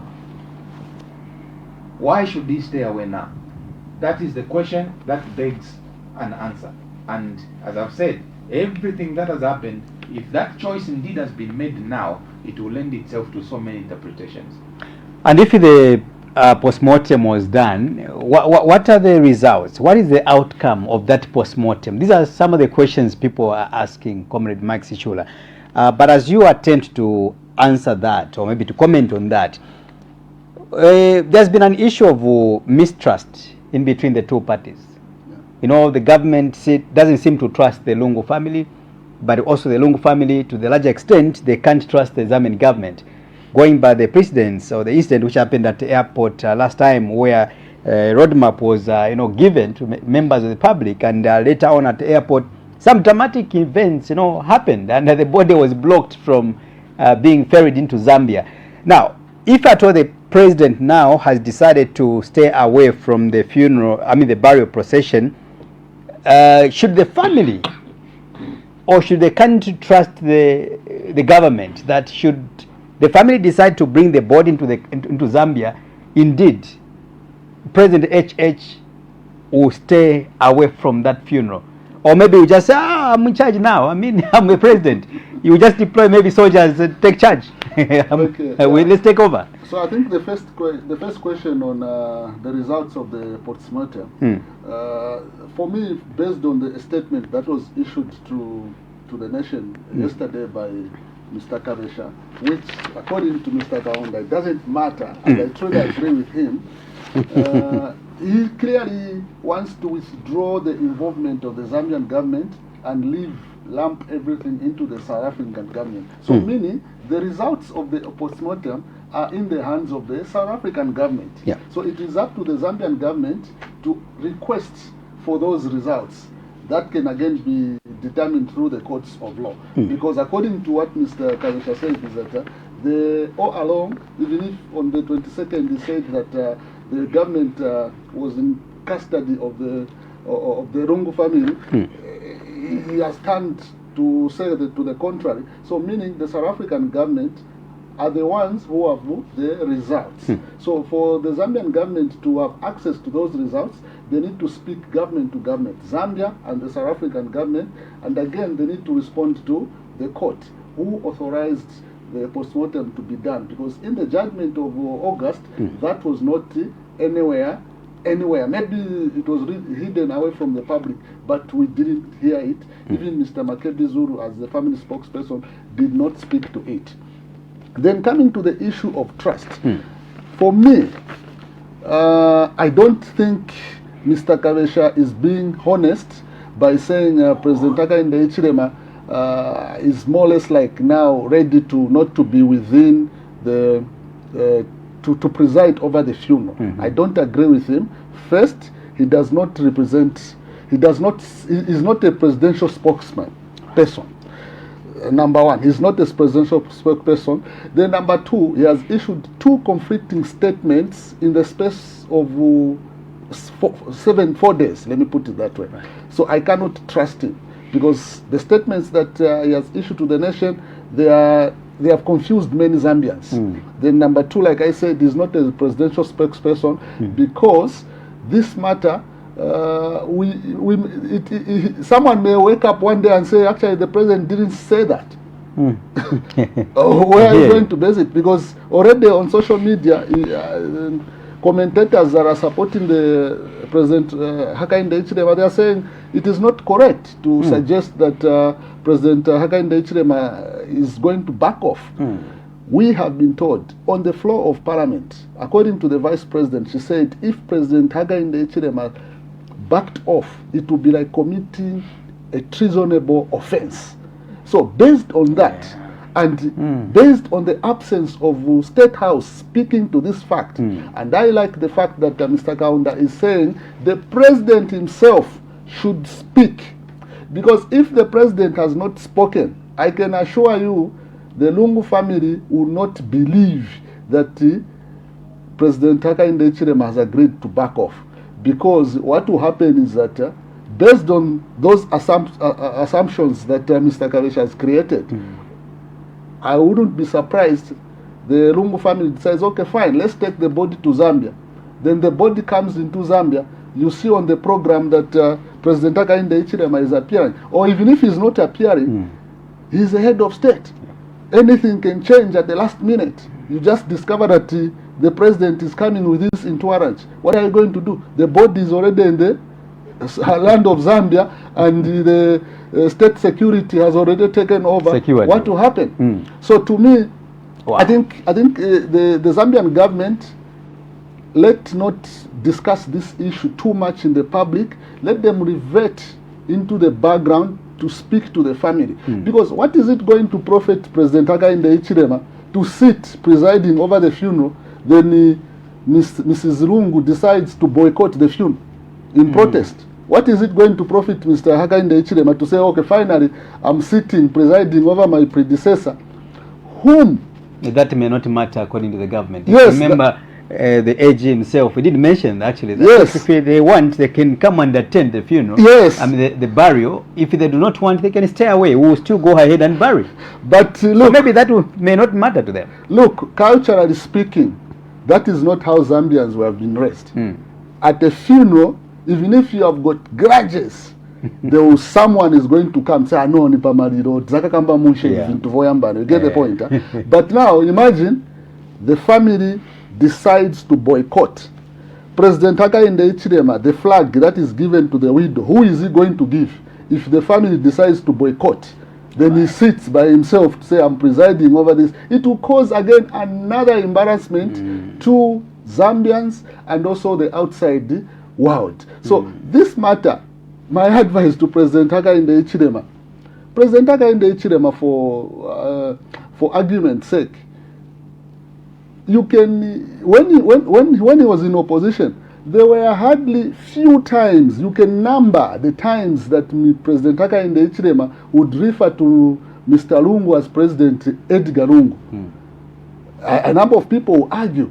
So to me, President Lungu exhibited humbleness after he lost power, contrary to what Mr. Hakainde Hichilema exhibited to Dr. Lungu when he was in office. So this is something that the President Hakainde Hichilema, especially now, especially that he went, his meetings, he met some African leaders in Eswatini where he met for a function. Yeah. He could use that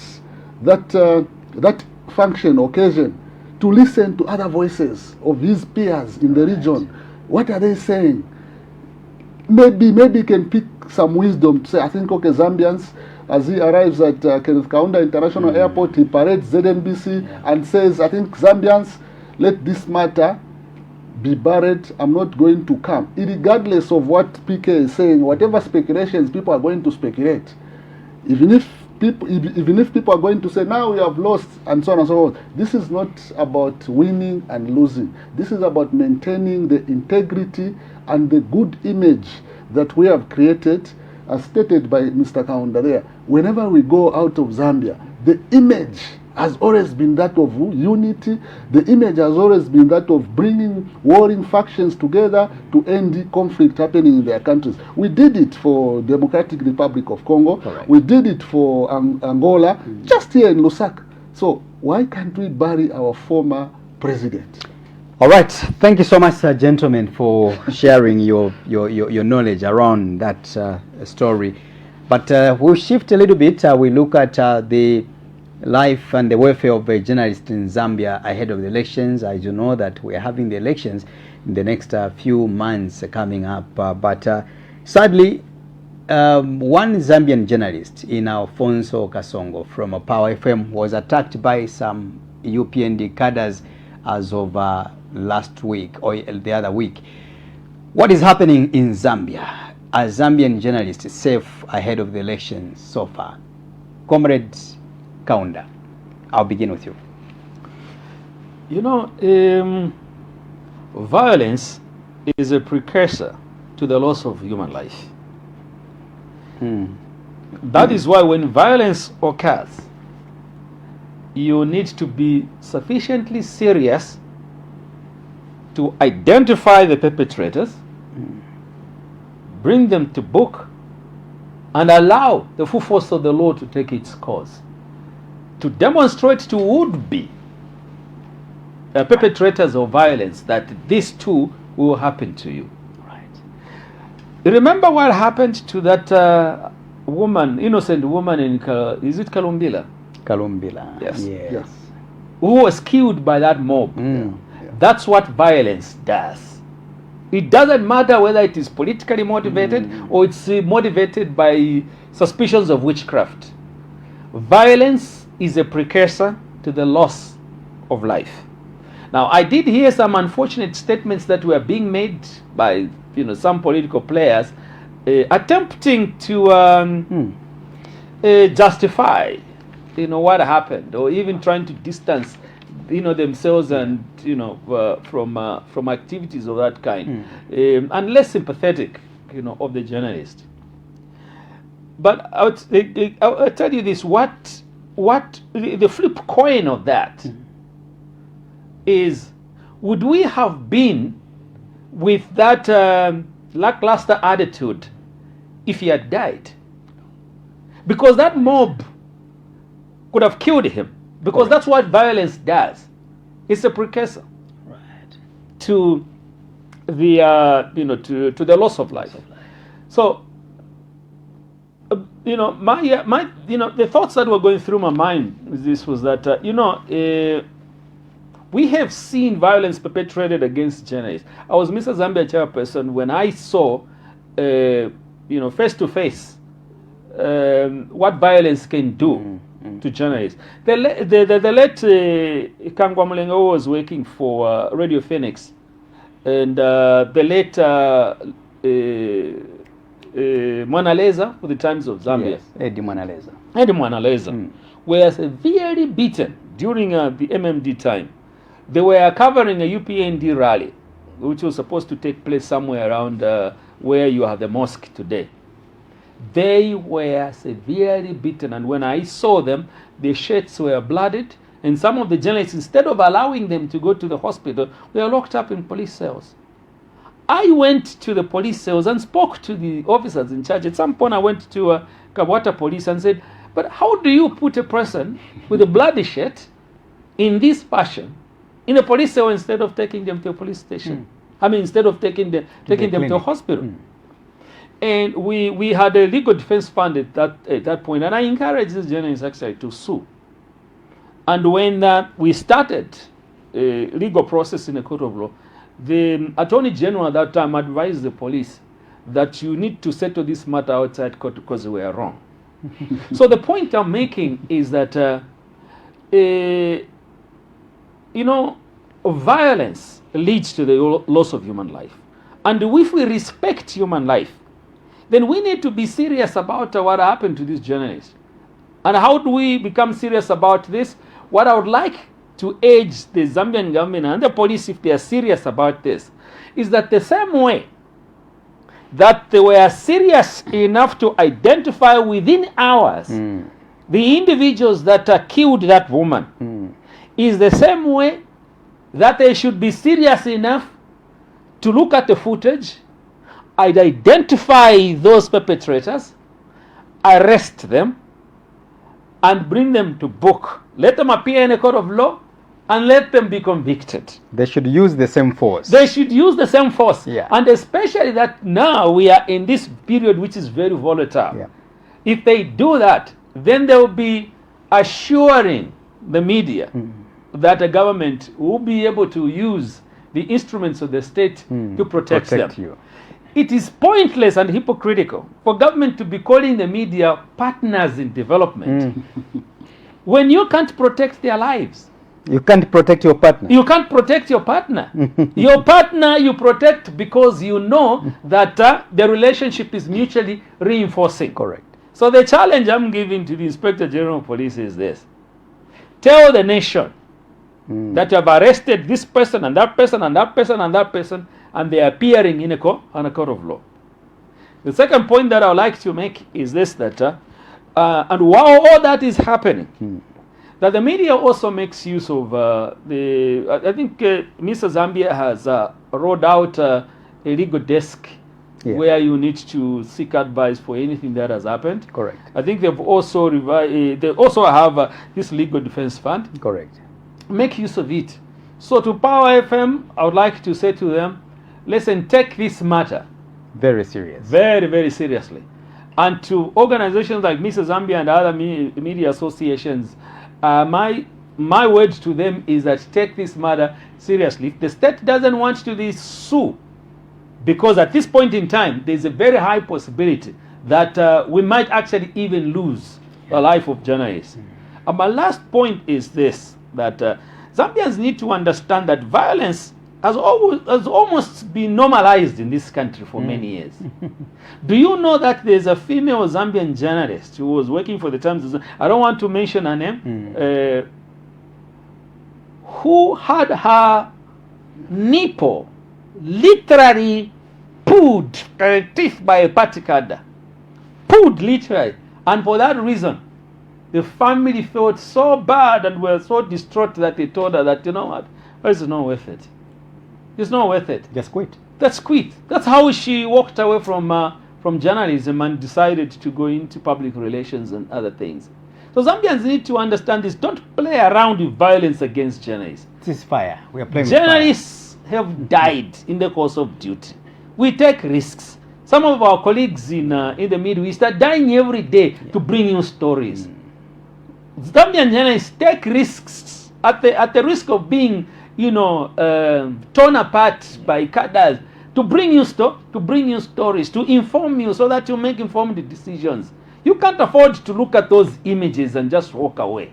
It is time that you stood up in solidarity with journalists, that you can't do this to journalists, so that you support us, especially during this time, and ensure that this doesn't happen again. What kind of a speech picket do you think will be given in line with the safety of journalists in Zambia ahead of the World Press Freedom Day coming up soon? But also I love the fact that Comrade Kaunda's emphasized that we need to take these matters very serious. Where does it sit? If you talk about a speech, IP, what speech will be given? If it will be coming from the media associations, it will be about the fact that media freedoms are under threat in Zambia. Excuse me. It's about the case of Kasongo, the case of Mpongwe FM. Correct. These are some of the recent incidents that point to the fact that media freedoms are under threat, and violence is about to silence the voice, the critical voice of the media. But if a speech is going to come from the government, you see, speeches is about public relations. It's about perception management. It's about managing the narrative. So they will also try to paint a picture that everything is okay. And I want to draw these two parallels in speaking to this matter. That first of all, I remember the days of my brother here, Kelly's Kaunda, working for the Voice of America. I remember the days of Joe Kaunda working for the Post. I remember the days of Amos Marupenga working for the Post. I remember the days of Webster Malido working for the Post. I remember the days... The IBA DG now. Yes. I remember the days of Shapi Shachinda working for Times and later for Reuters news agents. I remember the days of Anthony Mkuita, ambassador, my dear brother, writing for the Bloomberg News. These guys, there's a certain crop of journalism that we knew, the days of Hicks Sikazwe.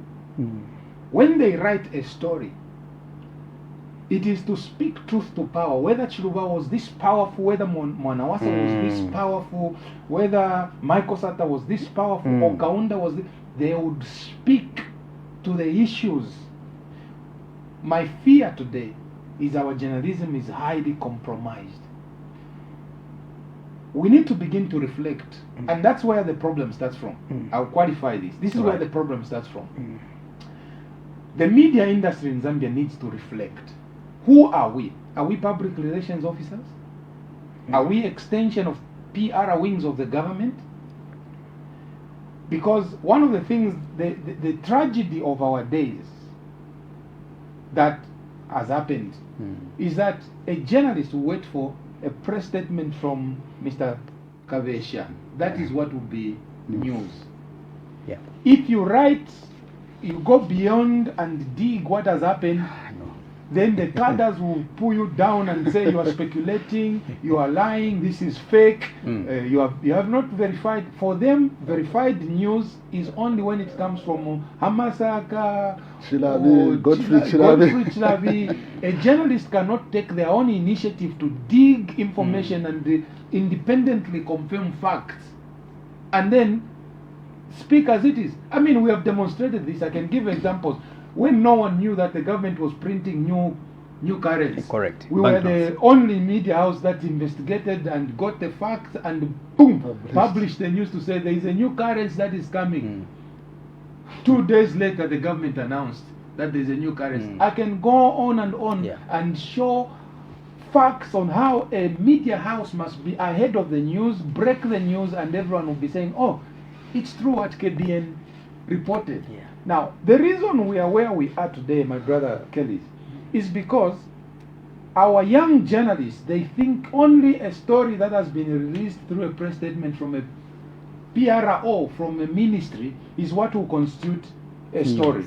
So they cannot write anything that is truth, but has no voice of government in it. Backing.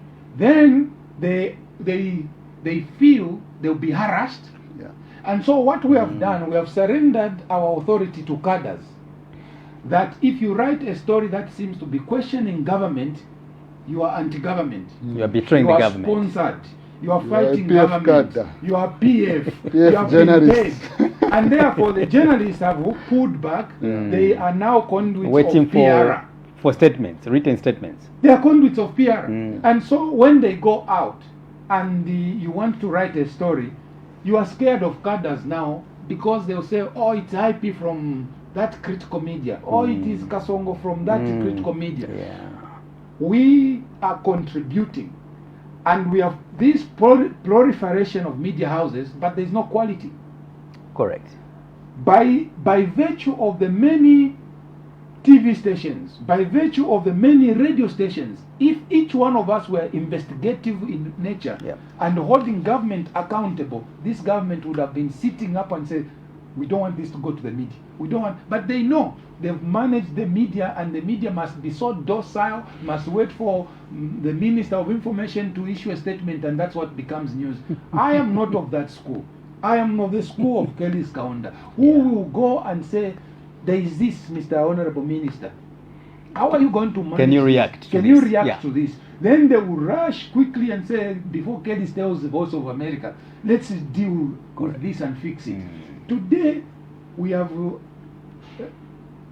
subjected ourselves to this situation where if I write this story, I'll be attacked. If I write such a story, I will not be put on a trip with the president or with the minister. So news I will not be given transport refund after the press briefing. Press attaché. I see in all these blogs of journalists, there are no news stories discussed. No. They would rather discuss what's happening at the weekend, what they are drinking, things like that. No news whatsoever. No news. Yeah. So while it is, I sympathize with where we are. We, the people in the media today, must reflect on ourselves and who we are. Are we really the fourth estate? Do we want to continue to hold those who are in power accountable, or we want to be conduits of perception? Right. PR. And then we call ourselves journalists. That's where the difference is. Interesting, quite detailed indeed. Mike Sichula, as you summarize on this story, Comrade Kasongo from Power FM, of course, he went to cover a UPND, function. Yeah. So why should you been invited to go and cover, an event? When you come to my event again later on, my children decides to attack you. Yeah. And that's what happened. So when it happened, I got in touch with Kasongo, and luckily he picked up the call and he narrated to me to say at that event in Linda compound, when the UPND officials were addressing from their podium, there was another faction of the same UPND guys, another faction. So they were not listening to the event. They went behind the stage and started throwing stones on the podium. So when those people at the UPN, some of the officials at the UPN at the podium pursued these who were throwing stones, they managed to apprehend one or two. So it was that person, they beat that person, and they were trying, I don't know where they were trying to take this person. So it was at that point, Mr. Kasongo used his journalistic skills to capture that event, to say, this person is the one who was throwing stones at a public gathering. So he was capturing. Now, when those cadres saw him, that was the only offense he committed. Wow. To capture them apprehending their fellow cadre who was throwing stones at a public event. That was the only offense Mr. Kasongo committed. To film the apprehension of a cadre who could have injured people, because there was a lady at the same event who complained of being stoned from the back. Now imagine if that stone landed on front of her face. It could have been a different story altogether. So how can a journalist who is filming an incident be a victim? Then your own event, actually. Your own event. Then the sad part, like Mr. Kaunda spoke to, And for me, I was very displeased. I wrote it on my media page because there's a group of they call themselves Lusaka Press Club, Yes. and one of their leaders, I don't know his name, he was actually saying Kasongo staged that. Can you imagine? To say Kasongo staged his own beating. This is a person who claims to be a leader of journalists in Lusaka, who must be in the forefront to ensure that this culprit should not be allowed to go out of police. Because according to Mr. Chirabi, they have arrested one, Yes. who is actually a non-UPND cadre, and he holds a position in Linda compound, and there's a ward in Linda compound. So you can clearly see, again, there's division amongst journalists in this country. Because the system has created a pool where if you kind of like report whatever the government of the day does, they are going to recognize you by giving you a job in the foreign service. I'm not saying it is bad to earn a job in a foreign service, but it shouldn't be earned on backbiting your friends. Say, no, this one did this. This one reports critically. No, don't get him. Get this one. No. We are reducing the noble profession of journalism. There was an event sometime, I think, during the reign of the PF administration, because to demonstrate that I've also been a victim of violent cadreism. There used to be a time when there was should be the constitutional reforms. Right. There was a church gathering at Bigoka in Matelo. We sat, the likes of civil society organizations. Mr. Chipenzi was there, Guest Miranda was there, Elderman Bishop John Mamba was there inside the church at Bigoka. Guess what happened? You know, you are listening to the podium, then just someone walks by the door with those pick sticks and all other offensive, weapons, I may call them that way. Then somebody just stood by the door and said, hey, you there, what are you doing? The impunity. Yes. Trying to disrupt a noble gathering in a church. This country. This was the PF cadres. PF cadres. And what happened thereafter, you could not imagine. The way everybody scampered, we tried to go out, we went out from that, because these people, they stood on the entrance and there was no any other entrance. Yeah. So we had to make way out of that church. And when we made it out of that church, what happened thereafter on those people that were arrested, were captured by the cadres? I recall Gerard Singo of ZNBC, he was beaten. I was trying to capture a picture of how Mr. Dr. Bishop Banda, Bishop John Mambo was beaten. Someone who is like your grandfather to be beaten on the ground, you can literally see that this is lawlessness. So this is the kind of violence that we are coming from, and it is a kind of violence that we are seeing against journalists under the UPND administration. You spoke about what should be in the speech. My hope is that, as you conclude now, my hope is that the people that are crafting the speech for President Hakainde Hichilema, they should not create a perception that there is media freedom in this country. Right. They should also not create a perception that there are no media institutions that have closed under the UPND administration. Because I am a victim of Spring TV. It was closed under the UPND administration. Right. There were media institutions that were closed during the PF administration. So I'm hoping that even as they want to portray a nice picture of Zambia during World Press Freedom Day, they should not mislead the president. Right. Because the attacks that were inflicted on Alfonso Kasongo, news editor at Power FM, you cannot say there's media freedom in Zambia. The attacks that were pushed on journalists at Mpongo FM, you cannot bury them and say these are isolated cases, let's push them under the carpet. That is an indication that journalists are not safe in terms of if you are going to do critical journalism in this country. IP, I think, sorry to take into your time. you have been attacked online. People call you as a PF journalist. Those are attacks. Correct. Those are attacks, because you cannot say someone who is who thinks different from a public media, then he becomes a PF journalist, or he becomes a disgruntled journalist, or a paid up journalist. Those cyber attacks that we face online can one day become physical if they meet you. We don't know what these journalist people can do if they meet you in person, because if they can insult you, if they can insult me on social media as a journalist, what about if they meet me in person? We don't know what can happen. Maybe we should not be covering, the internal or family fights when they begin to fight, unless if it was the PF fighting with the UPND. No, but the job of a journalist is to report news. CEO here is talking about critical thinking as a journalist. Correct. I'll give you one scenario that happened when I was at 5FM radio.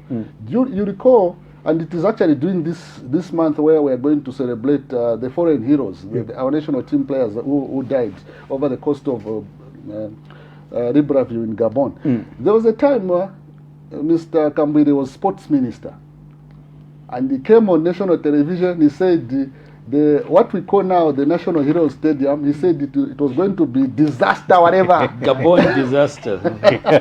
And the entire nation was up in arms. No, you can't call it. Yeah. It was quite a long name. Yes, you got the point. So when I went to 5FM, I sat.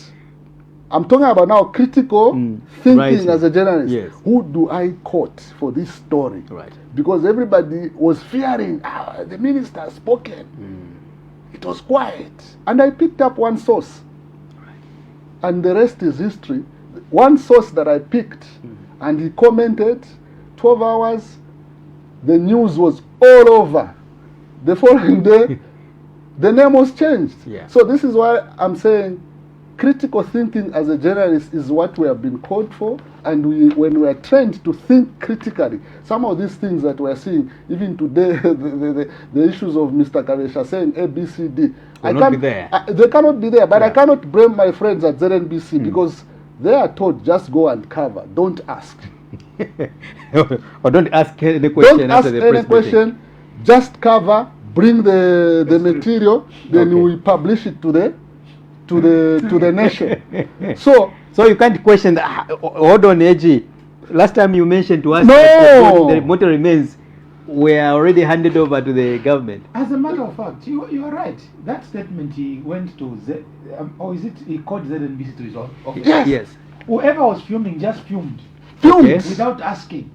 Because the first thing that came to my mind when I saw that, I said, no, this is the same man who said the board has been formally transferred.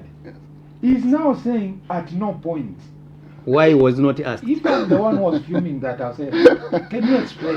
What does transfer mean? And what does at no point mean? so like we have to go. Yes. My other brother like Kelly's, I think Kelly's and as well as CEO here. That is what our viewers may not know. Right. The way KBN would do their stories will be different from the way Zambia Daily Mail, Zanis, ZNBC, because I don't think if it is you, IP, who was interviewing me or filming the AG, you are going to leave him just like that. In fact, you will not even invite me to go and cover that because I asked questions. Thank you so much, gentlemen. We have to go. Comrade Kaunda, thank you so much for coming through. We appreciate you. Thank you so much for having me. Thank you. Pike, thank you so much for coming through as well. Thank you, IP. The time is very short. Very short, actually. Yeah, very short. Mike, we appreciate you as well. Thank you very much, IP, and thank you very much to our dear viewers. And I think we need to put this nation into the hands of God. What is happening is not good for a nation that we call a Christian nation. Right. All right. Thank you so much, of course, on behalf of my director, Ezekiel Mengo. Thank you so much for that fantastic work. Be back again next week with another episode of various stories. May God bless Zambia. May God bless Mother Africa. Good night.